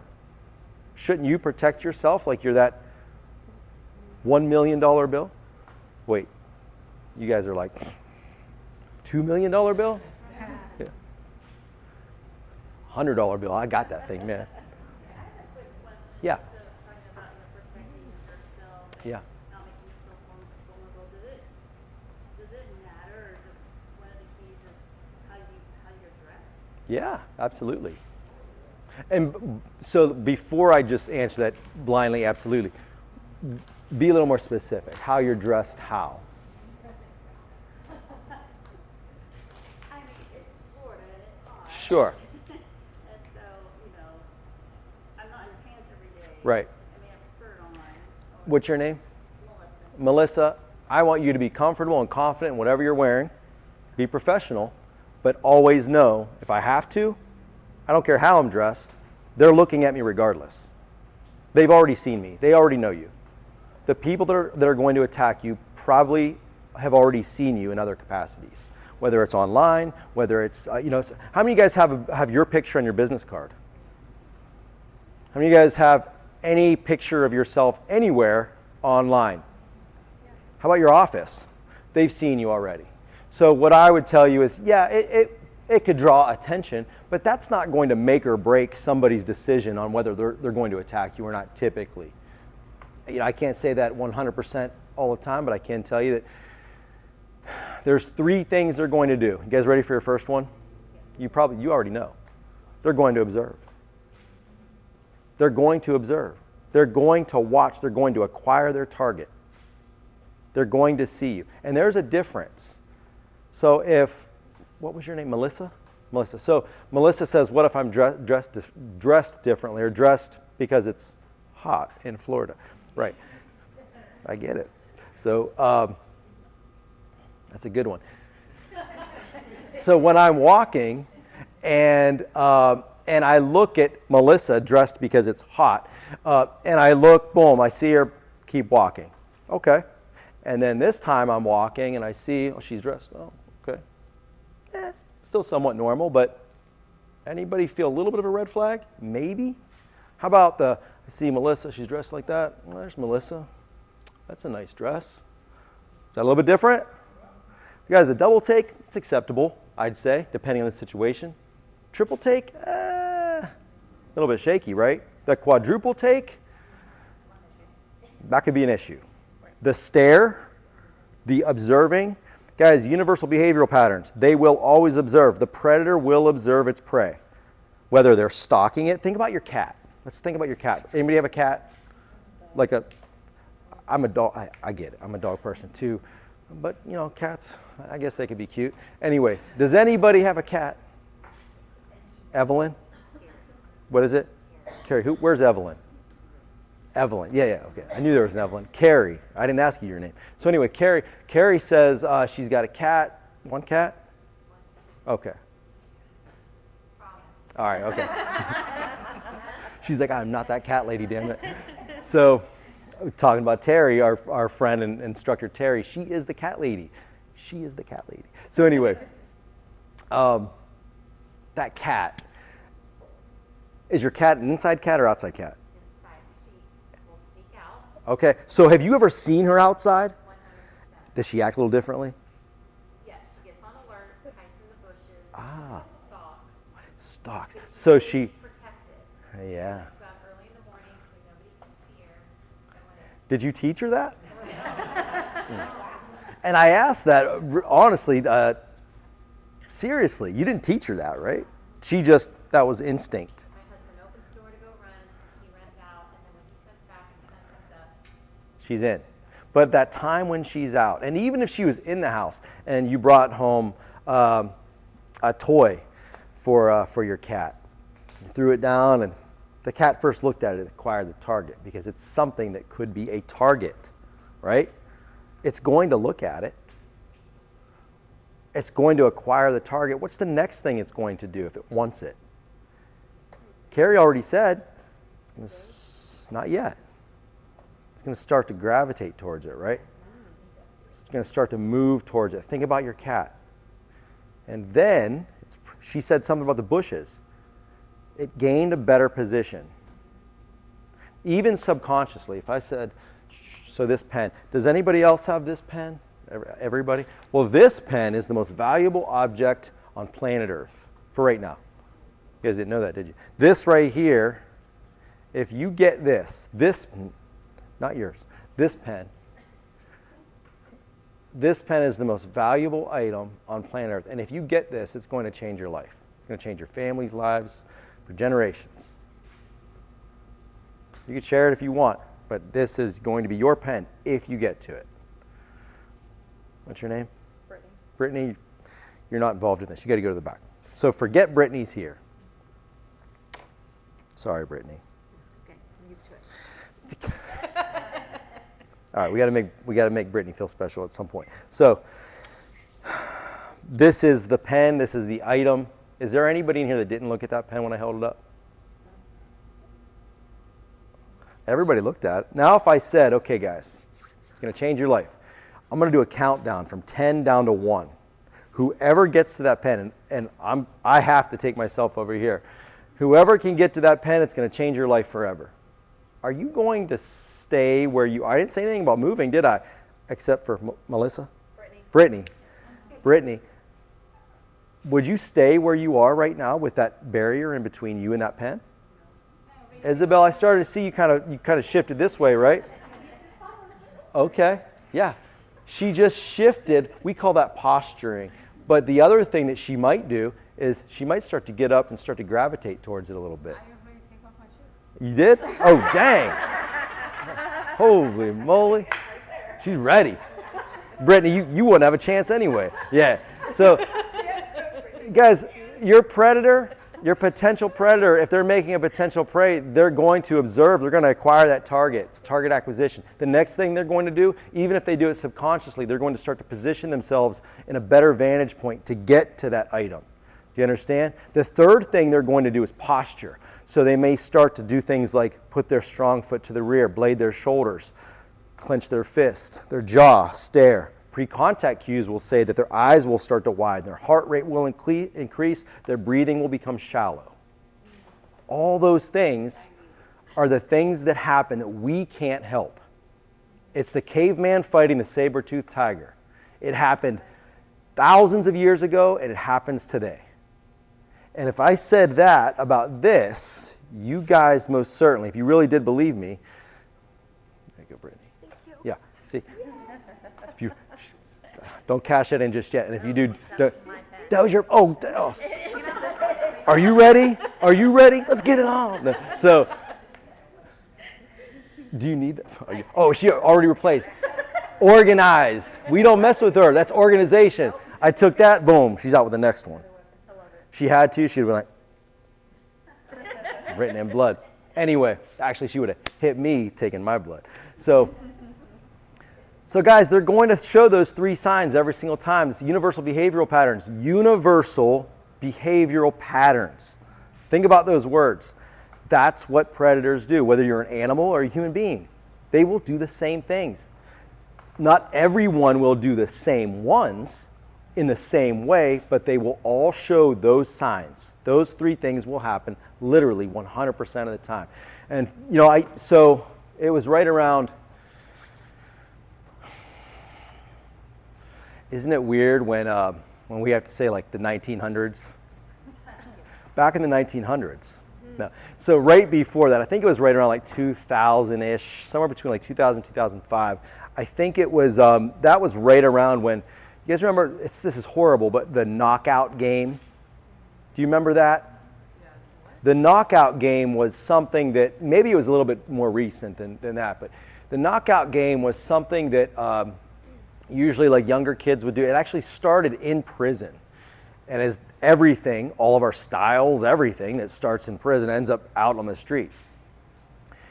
What they would do is a younger group of individuals would find a person, easier the target, the better, and they would record it, and they would try to, one time, knock that person out. And they'd get it on video. And they would do elderly, they would do women, sometimes, I've never seen one with a young child, but younger kids, younger adults. So, and then they would laugh, and the game was, well, I knocked them out. I won, and we got it on video. Making victims. So during that time, I would have, whenever we talk about this, I would have questions from individuals that would ask me, well, what about the knockout game? they don't really show those signs during the knockout game. Well, we just consider that an ambush. And if we did Google Earth and when you see that like on like the reels and memes now, where like they like start up top and they go down close or like back out. I've lost you guys, I know. I'm new to this also. So anyway, if we backed out of that situation and watched it from above, like from a drone, wouldn't that individual that's knocking somebody out still show those signs? For instance, Brittany, can I use you real quick? Sure. Can you stand up? Sure. So if Brittany was just kind of walk this way and pause, and I was the person that was going to attack her, but she didn't know, I would at least have made eye contact or acquired my target, right? That is my target. I have to look. I wouldn't just blindly do it, right? I would walk past her, and wouldn't I have to start to turn to position myself better? And before I did it, I'd have to posture, right? Guys, give Brittany a big round of applause. She did awesome. You're hired. Brittany's hired. Take your information down. The pay is terrible. Yeah, the pay is not that great. But we know people like Ralph back there and Nathan, they're going to get you free sandwiches. So anyway, so guys, even in an ambush, they're still going to show those signs. So as people that could be potential victims, what does that make us start to think? We have to look for those signs. In order to look for the signs, we first have to accept that, hey, this is probably something that could happen. And whether it happens with me, it also could potentially happen to my kids or me with my kids. So I'm going to protect myself, protect my assets, and I'm going to start looking for these things. And if anything, I'm not going to make myself paranoid by constantly looking, but I am going to pay attention when I start to see those flags. And I am then going to act on it. And acting may just be turning and getting out of Dodge, just turning around. Inside joke, like real inside joke. No, I don't know where it came from. We talk about getting out of Dodge. We just did and this is another shameless plug, but we just did 30-some clips for real estate professionals that can be purchased soon enough. So, but that was one of the things we talked about. So, knowing all of this, the action. Let's talk about that. Actually, let's hit pause on that, because that's the juicy stuff. We noticed the car. What if now we're going into the building? Does anybody ever show up early? And when you show up early, what do? What's that? Open the door and go inside. Good job. You open the door. All right. So you said inside. What do you do when you go inside? Leave the door open. Good. Evelyn, here's your time to shine. What? I would look around to see my surroundings. Good. And what are you looking for? I'm looking for something that's not right. Not right. Okay. Does it feel like? What else? I can just naturally like that. There you go. So you kind of get credit for that. It was really Evelyn's, but yes. So you're looking for exits. You're looking for other things. So before I even start to look at the layout and know where I'm going in this strange environment, the one thing I want to start doing is, where can I escape? So Isabel says, I leave the door open. That's good. I'm typically going to go out where I came in, right? But if I can't, if somehow there's an obstacle there that gets blocked, well, where can I go next? So we teach active shooter as well, active shooter and aggressor. And one of the things we try to put out to our people is, especially in public places, Jamie loves to go to these festivals and music festivals and concerts and do all this kind of crazy stuff. And, she knows better now, but I'm like, Jamie, what are you looking for? Well, we're looking for the exit. Well, where's the exit? Well, a non-traditional exit could be behind the stage. In the mall, it could be going into a store where they get deliveries. In a restaurant, forget about the door you came in. What about through the kitchen? Start thinking of places. So now I'm in a house. I'm at my property. I'm looking. The door I came in is typically where I'm going to go out, and I could prove that to you from the trainings that we've had with that shooter. But when I'm looking for these secondary exits, it's not just the back door. I need to also look for non-traditional exits. Is there a balcony that's maybe not too high? Is there a window I could possibly break? A garage? Is there some kind of a window I could slip through? These things, guys, your body can't go where the mind's never been. So at least do your due diligence and think, when I walk into a new environment, these are the places that I could potentially get out of. What was your name again? Amelafis. Amelafis. Go ahead, Amelafis. When I get to the houses, if they are vacant, the first thing that I do, I honk twice. You do what twice? I honk my, You honk? I honk In twice. case somebody's in there? That's good thinking. I find people, when there were a lot of foreclosure, I did find people living in the Still there. Yeah, or squatters. That way, I give you the opportunity for them to run. Yeah, to yeah. go to my car. Yeah. You know, so here's how you can remember that. That's great. That's the equivalent of racking my shotgun. Like for home, you know, people ask us, what's the best gun for home protection? We tell them, get a shotgun. Because it's the sound. Everybody knows that sound, right? And I don't want to have to shoot you and bury you behind Jamie's backyard, but I would rather rack the shotgun so you know, and a shotgun, you don't really need that much accuracy. You just kind of like spray and pray and hope that you hit the bad guy. So, whole other story, whole other class. We teach that. We teach? Yeah. Yeah, we teach all kinds of stuff. Like, we teach everything. Name it, we teach it. If we don't, we'll figure it out. Or pass you on to somebody else if we're like, we don't want to teach that. So anyway, that's excellent. Honk the horn, so maybe if they are in there, they get out. I'm looking for exits. I'm looking also for obstacles. I'm looking for things that could be used as an obstacle. What about this, guys? I know Florida doesn't have a lot of basements. There's not a lot of places here that have basements, but attics. What about, places where someone could be already? You know, do your due diligence. Do a little walkthrough. Look at some things. Picture some things. Body can't go where the mind's never been. I have to visualize, right? Now the individual shows up. Explain that to me. The individual shows up. You're actually showing the property. How do you do it? Can I interrupt you? Yeah. I thought you were about, I'm like, Jay, Mark, okay, here we go. Can you talk about parking a little bit? Oh, dang, yeah, that's so key. Good call. I have no idea what, no, I'm joking. Parking. So when you park, guys, how do you park at a property? I always park on the side. On the side, how, Yolanda? Like, never to where I can't get out. Okay, so quick getaway. Right. Reverse, good. So how about this, guys? If you can, park on the street, right? If you can. If you can't park on the street, does anybody ever just pull all the way up? Why not? Because I'll block. Get blocked in, right? What about backing in? Some of you guys are like, oh God, no. So you ever notice law enforcement officers, typically everywhere they go, they back in?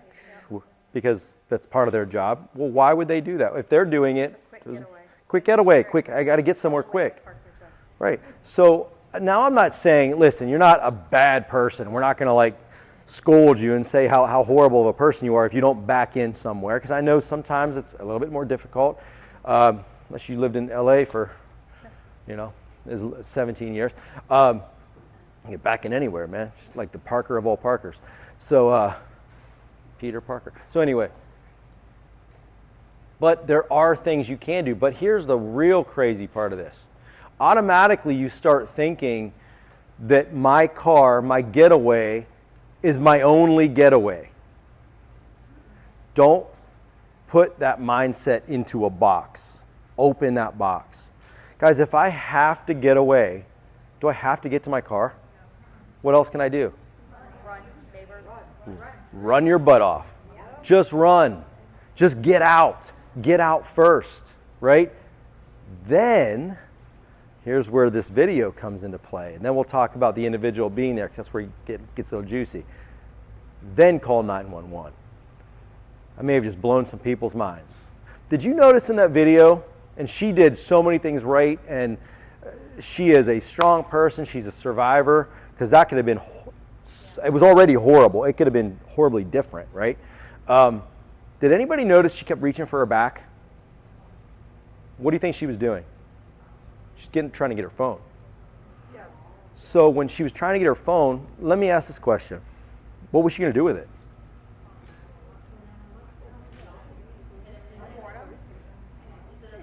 Yoko's saying stab him with it. Do you have that? You got that new iPhone, that new knife iPhone? Yeah, yes. Hey, the iPhone 100. It's a knife. Hey, so you know, it blows my mind. And you know, Jamie sent me a video yesterday of. This is so annoying to me. But I know people don't really understand this until they've been taught. So people are misconceived by the notion that if an emergency happens, I got to immediately dial 911. Yes, dial 911 after you live.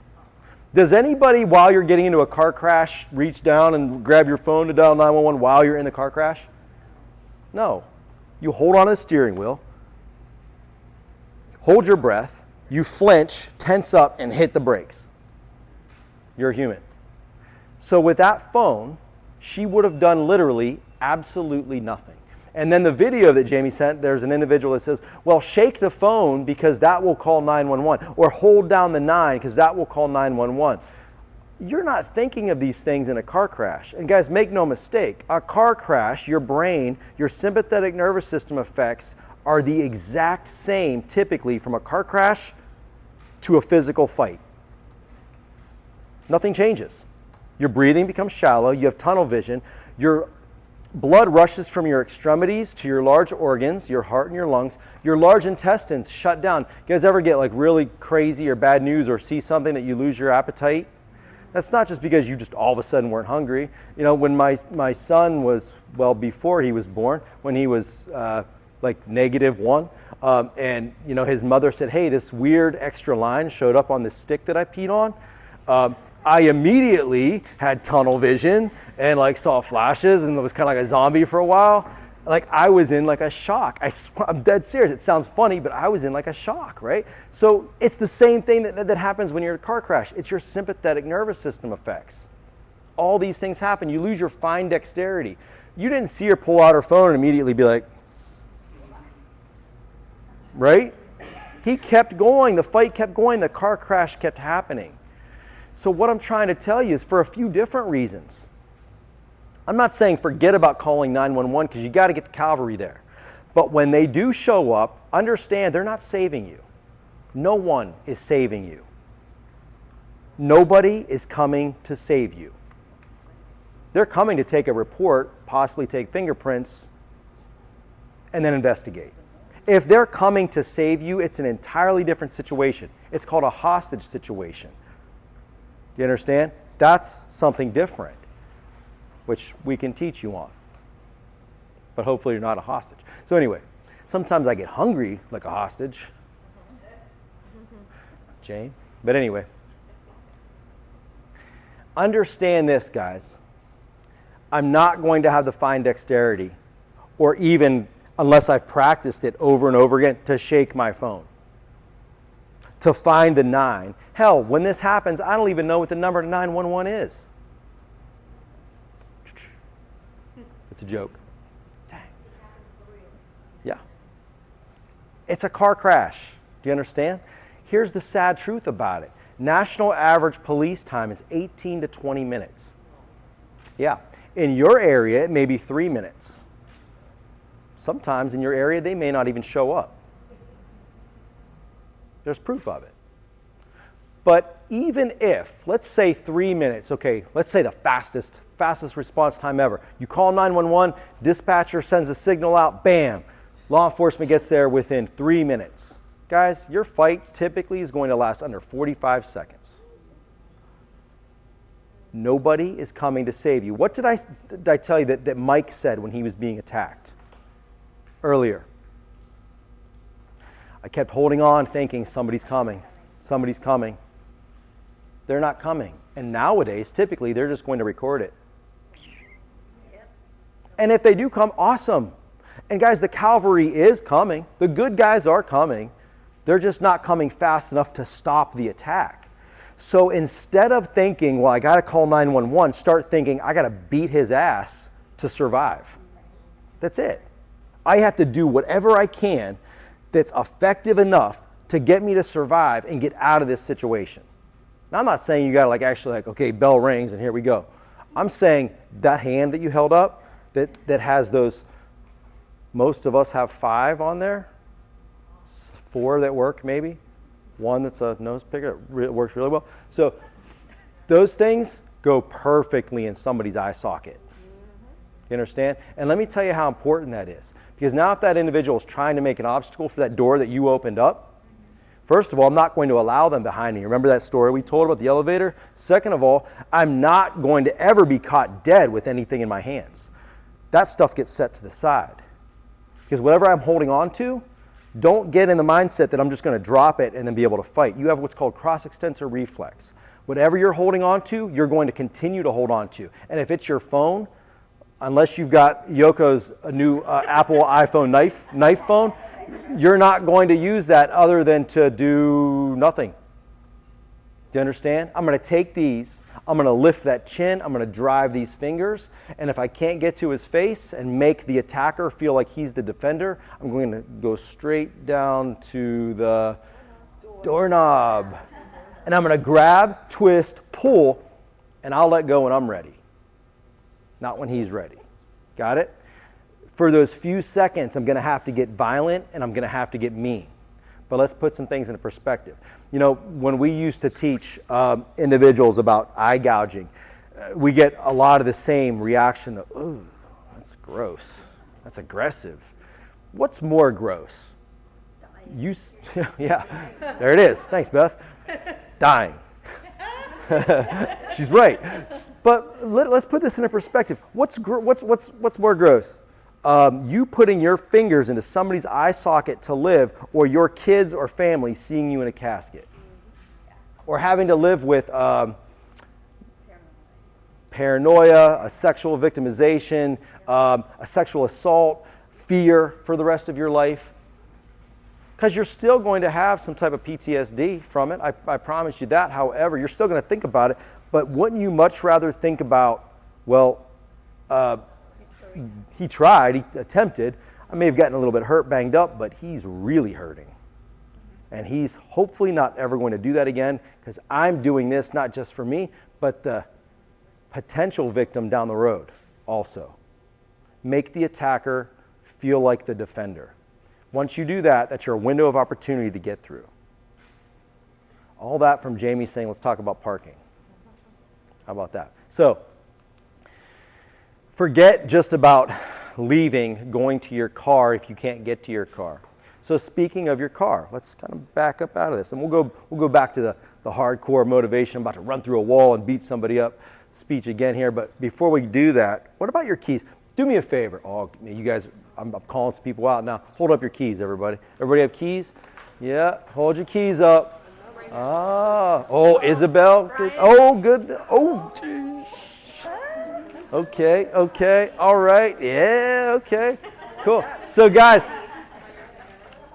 there, I like how, you could tell you're in a Realtor class when like at least like 40% of you are holding your keys up with your key in between your, right? We're going to talk a little bit about that. It's not that it's bad, but we've got some things that maybe you could do a little bit better than that. However, here's the reason I asked you guys to do that.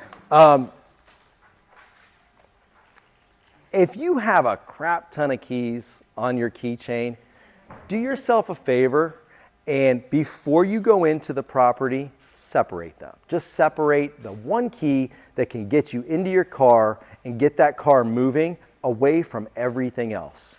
And put that somewhere where you can get to it as quick and as efficiently as possible. Do you know where I learned that? In a prison. I walked in a prison, and the guy, right off the bat, when I'm going through like processing all that, I did a ton of stuff with prisons, right? The guy's like, hey man, is that the key to your vehicle? So yes sir. He's like, okay, what are all these keys? Well, that's to my garage, and that's to this, and my motorcycle, this, and this, so some weird box that my wife and I at the time had, and just all kinds of weird stuff, right? So he's like, okay, these don't matter. He said, if something kicks off right now, what are you going to use these for? Nothing. What's this key going to be used for? To drive away. Put this in your right side pocket. Know where it is. Something happens, get to that key, get out of here. Now, when somebody from a prison is telling you that, not only just a prison, but a supermax prison, it sends a little bit of a signal. So what I'm telling you guys is take these little tips that I had to learn the hard way, and they made an ass out of me. You use them and be like, yeah, I just separate this key and I'm safe and now I can get up. But if I can't get to my car, what am I doing? Running, right? I'm getting it out of Dodge, Jay. So, for those of you that put your keys in between your fingers, looks cool. For Brittany, that has some medieval weapon of some sort on her keys, looks cool. Don't ever take that through TSA because they're going to take it. So, have you tried? No, but I've gotten in trouble with other stuff. Oh, gotcha. Won't even ask. So, guys, understand this. Here's the next question, I guess, before I try to make you understand. All you guys that held your keys in between there, you got some like cool like medieval weapons, or some of you guys have like the like I think it's called like the Bad Kitty or something. Has like it's like a keychain that has like the cat ears on it. You guys ever see that? You can Google it. It's on every like TSA site that they say don't bring this through. Don't just Google bad kitty. Yeah. Oh, whoa. No, actually, go ahead. Yeah. Tell us what comes up. Just keep in mind this class is PG-13. You're going to be on camera saying, I Googled bad. Yeah, don't do that. So anyway, here's the thing, guys. If you have those things, those are great. But my question to you is, how often do you practice with that? Have you ever hit anything with that? Have you ever stabbed anything with that? Have you ever, in a time of crisis or time of stress, reached for that and put it in between your fingers? Maybe. But how often? Do you know what you didn't have to practice with? These. I've never had to practice. Guys, I was being humble when I told you that I'm pretty decent with a firearm. I'm pretty damn good with a firearm. Multiple. I'm also pretty damn good with a knife. But you know what I wouldn't carry, typically? I don't carry a gun. I carry a knife to open up boxes, maybe. Back in the day, CDs. Some of you guys are old enough to remember that, right? However, I've used these my entire life. I could eat a bowl of Dino Bites, that's Fruity Pebbles with the Lucky Charms marshmallows in it. It's like what superheroes eat, right, Carrie? So I could do that without even thinking. I don't even have to think about it. I don't have to sit down and say, okay, I got to put the spoon here, spoon goes here. Nope. If you guys pulled out a firearm or knife right now, I said, okay, stressful situation, you're going to have to defend yourself with that. Not just shoot a target, defend yourself with that knife. Defend yourself with that key. Defend yourself with that firearm. You're going to be going through what we call the OODA loop. You're like processing, going to observe, orient, decide, then act. And if you don't know what you're doing, that's the OODA loop. If you don't know what you're doing, you're just going to go back to what you already know, which if it's just life experience or nothing, you're going to guess. You ever get in a car crash or near car crash, anybody? You ever notice that things like slow down? Do you know why that is? It's your brain searching the filing cabinet for the file that works. It's your brain searching for a solution. And if you don't have a solution, you just go back to what you already know. And if what you already know is using a knife proficiently, you might do that. But if it's not, if you don't practice with it, it's going to go back to who knows what. So let it go back to what you already know. Use these hands to defend yourself. Use these hands to make sure you get home alive and become violent with these and then back to a good person, right? Stop putting all your faith into what we call secondary defense tools or secondary devices. Firearms, knives, medieval weapons on keychains, bad kitties, keys in between your fingers, pepper spray. Where my I knew it. Where my pepper spray, people? Guys, pepper spray is not horrible. Pepper spray is a great deterrent. And now pay attention to these words. It works effectively if you have a good quality law enforcement, military, or bear spray grade pepper spray. Hairspray? Bear spray? I was gonna say hairspray if you have a lighter, that would be cool, right? So, I mean, like some of the horror movie type stuff. Bear spray's good, but however, now let me finish. If you have good quality, high grade pepper spray that works, that you're accurate and you can get straight across the eyes, not just expose them to. There's no wind, good. And you are able taking that in also. So here's the question for everybody that carries it then. Do you know that'll be the case? No. Have you how many of you guys that carry, where are my pepper spray holders? Don't. I know you did. I know it. Because you talk to your friend, you're like, I carry this pepper spray, it's badass. I'm a warrior. Who else? Yeah, they're coming out of the woodwork now. So check this out, guys. It's not bad. It's a good deterrent, and it's a good, listen to these words, secondary device. Primary. Those are secondary. Do you understand? So if I have that pepper spray, what's your name? Angelica. When was the last time you practiced with that pepper spray? Never. What was your name? Elaine. Elaine, when was the last time you exposed yourself to your pepper spray? Never. Okay. You guys see where I'm going with this? Yeah. Do you know it works, Angelica? Never practiced. Never even tested it, right? Do you have a husband or significant other?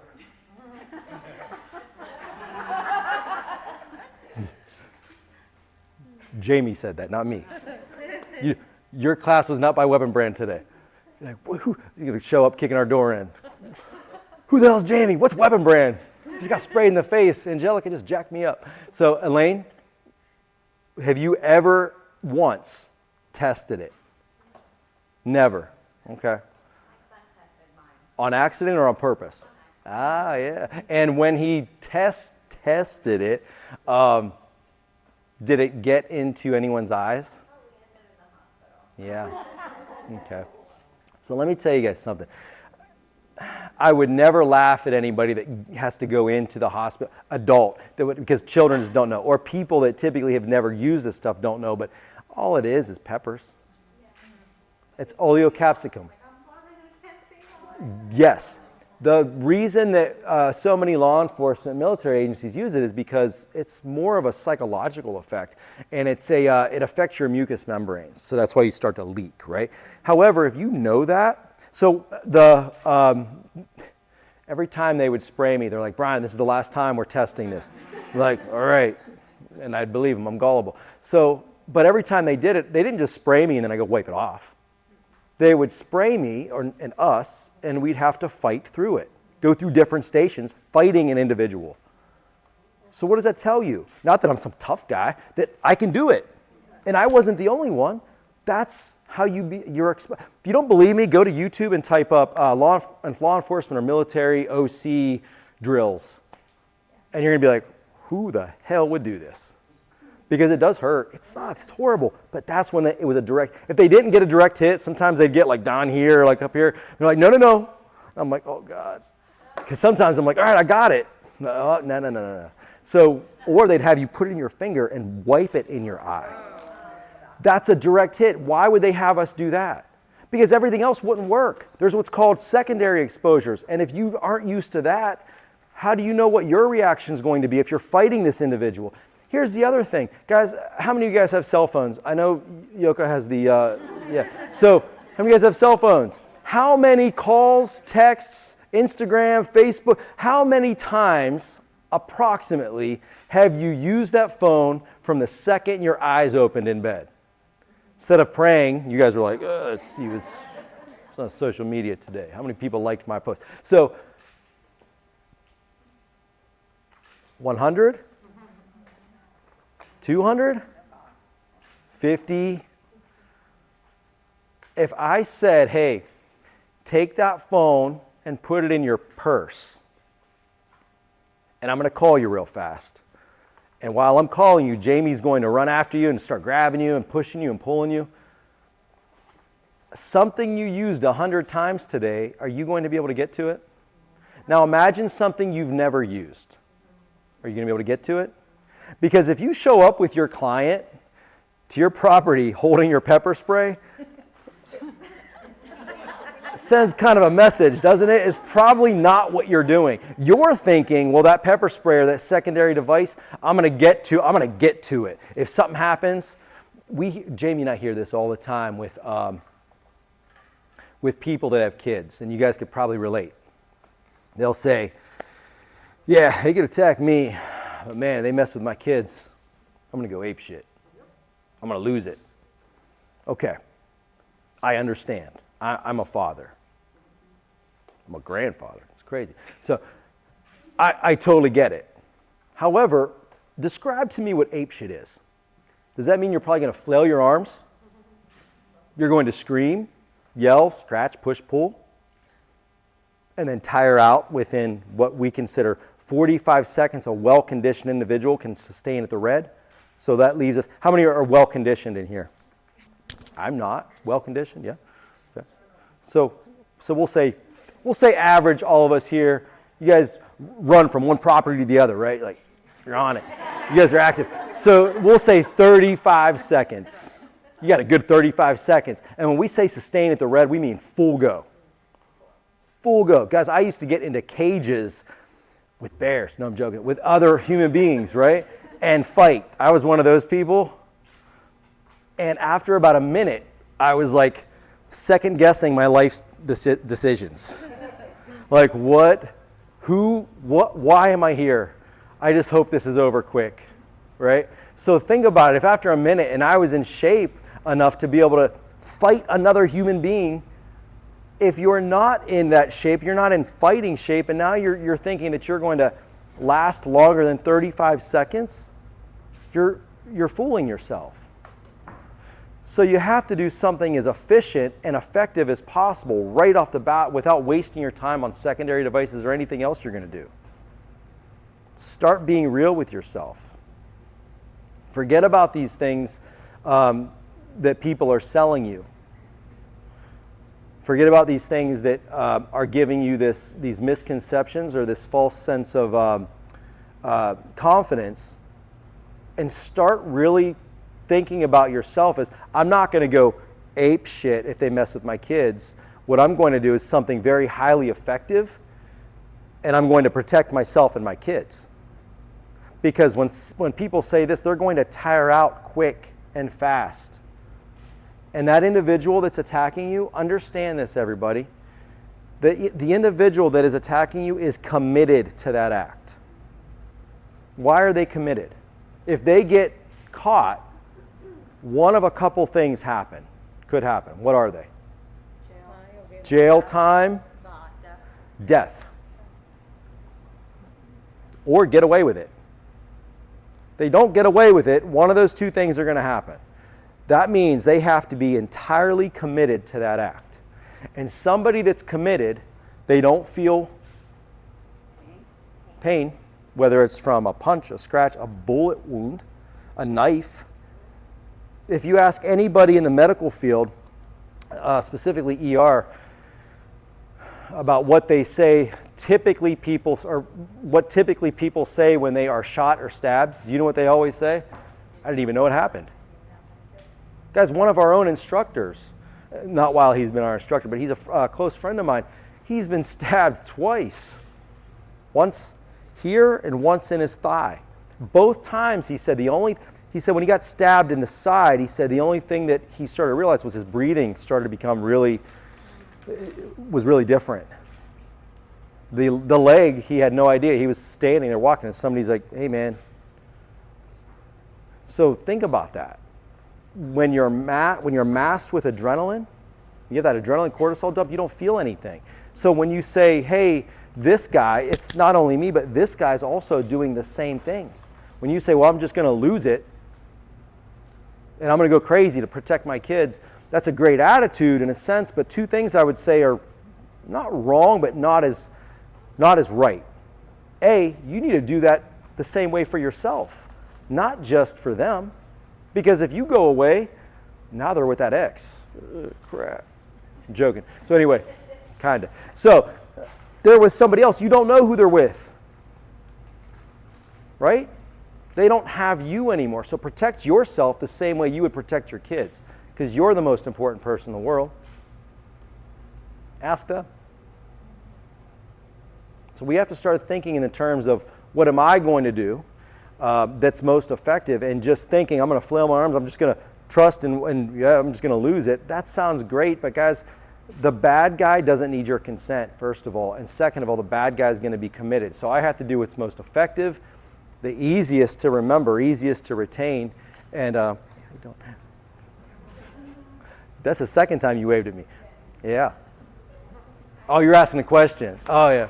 I thought you were from the back, like, what's up? What's your name? Jeannie. You're chomping at the bit to ask this. Go ahead. Actually, it's not a question. You said the secondary defense. Yeah. There is a situation that just happened here in Tampa in December. This gentleman had like a security detail all the time. Yeah. And he went on, he used to go on Instagram a lot. Mm-hmm. Show like a lot of jewelry. Oh. A friend of my son-in-law. Yeah. And he always has security at all times. But these people watch them, his routines. And Yeah. followed him and actually Robbed him. carjacked him. Ah. He got nervous about his wallet. Yeah. So he chose to like hide them there, and they shot him 5 times. He's alive. Yeah. They shot him in the legs, took the jewelry, but he didn't want him to take his wallet and go to the house and his family. Yeah. Yeah. So this is when you said the secondary. Yeah. Like this guy had like people he paid. Yeah. He was here in Tampa. So. Guys, here's thank you for sharing that, Jeannie. Thanks for the wave. We have to understand something, that the stuff that we see and the stuff that what Weapon Brand does, what Jamie and I and Carrie, what all of us for Weapon Brand, what we do is we try to break up these misconceptions. And there's a lot of misconceptions that the fight's going to be fair. You know what Jeannie said, got shot 5 times. She said there were multiple subjects, multiple attackers, and they watched him. There's nothing fair about that. The fight's not going to be fair. So the first thing we have to do is avoid the fight at all cost. And if we can't avoid the fight, then we have to do anything to survive. Literally anything. And if you're armed with that information and you start thinking, okay, I've accepted the fact this could happen. I know what the signs are. I'm going to start looking out. I'm going to start trusting in those things. And I'm going to leave if I have to. But if I don't leave, I'm worth it enough for myself, the people that love me, my coworkers, the people that care for me, the people I go home to. I'm worth it enough that I'm going to do literally anything possible to survive. The A word, anything. That's literally anything. I'm going to eye gouge. I'm going to kick, scream, pull, push, run, grab anything, doorknob. Do anything I possibly can.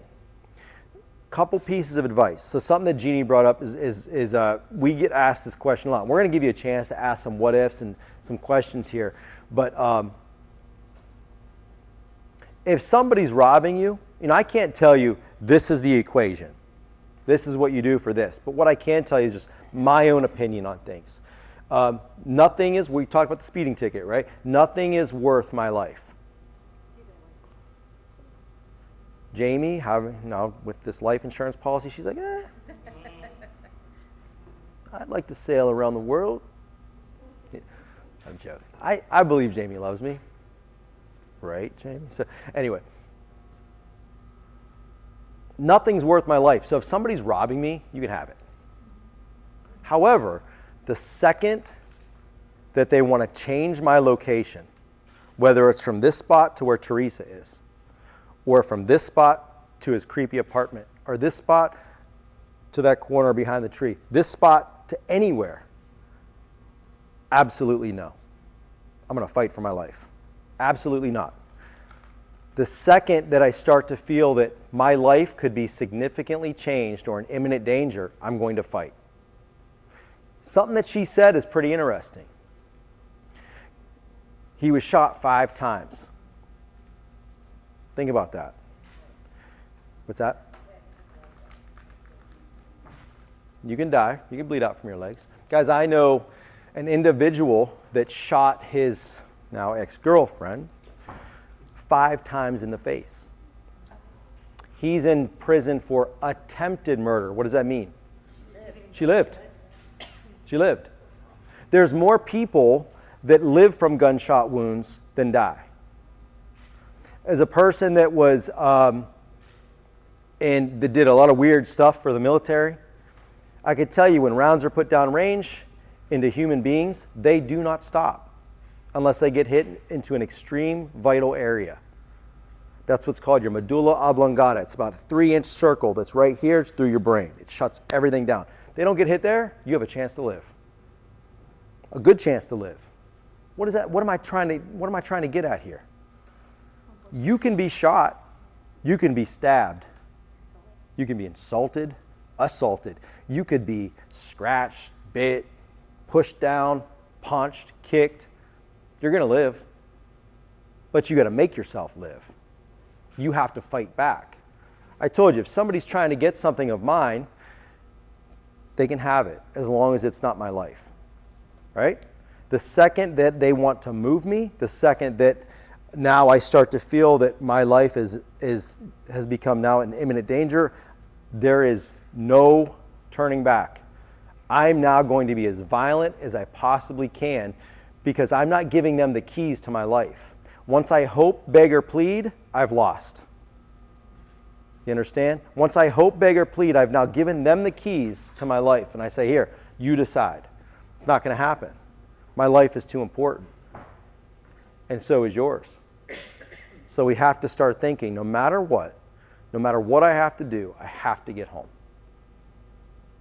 And that may mean I got to get as violent, or that how dare you moment. How dare you separate me or attempt to separate me from the people that love me? How dare you try to make my kids parentless? Right? How dare you send my kids with their ex permanently? I know some of you guys can relate to that.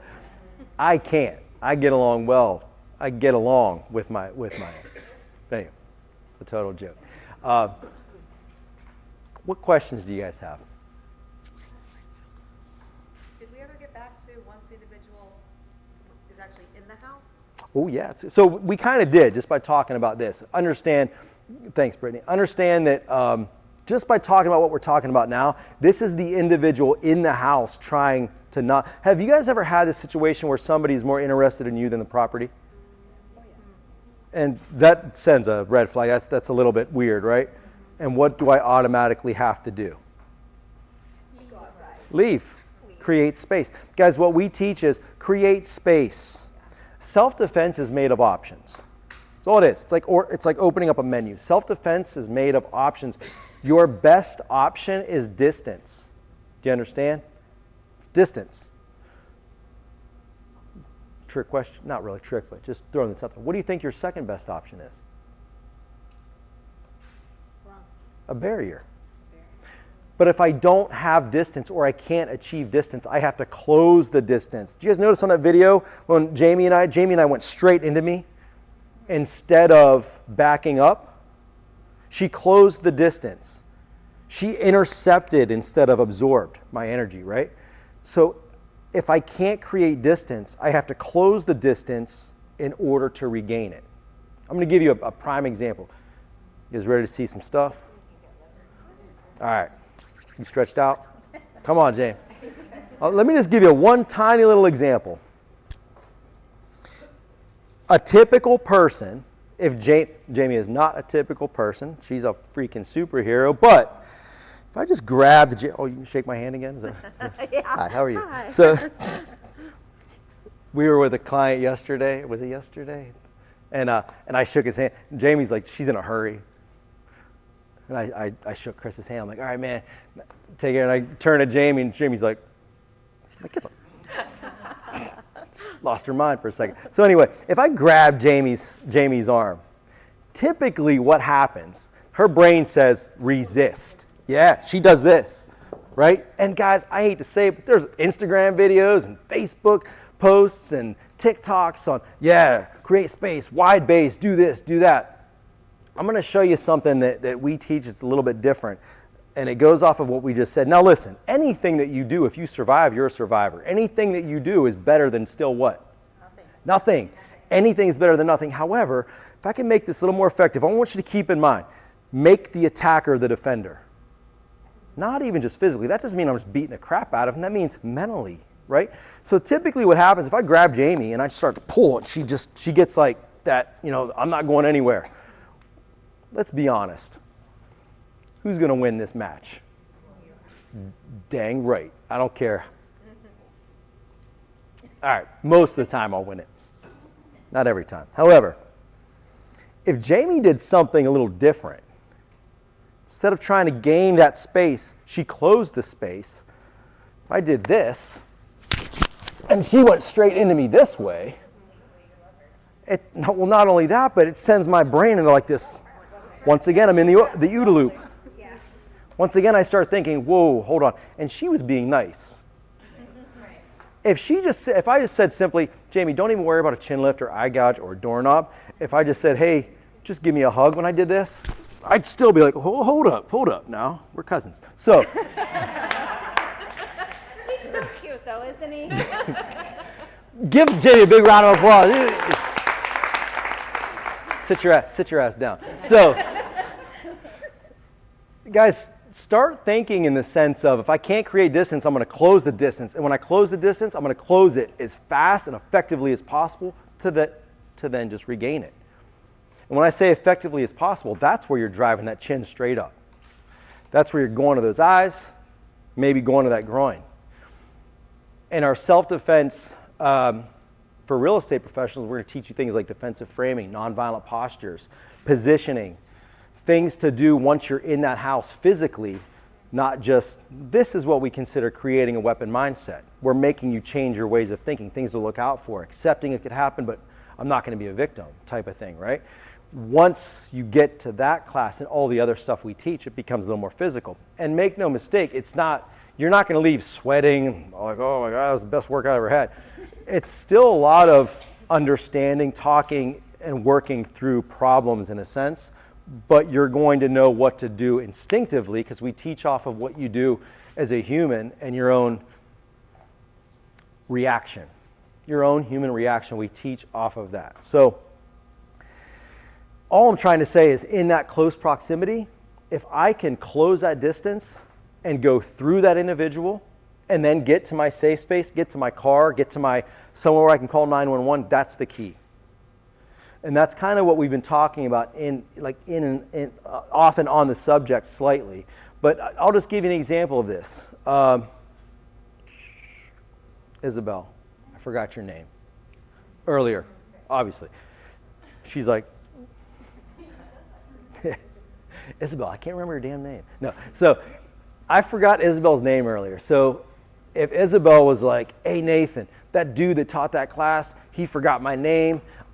Screw him. When I get there, I'm punching him in the face. And Nathan's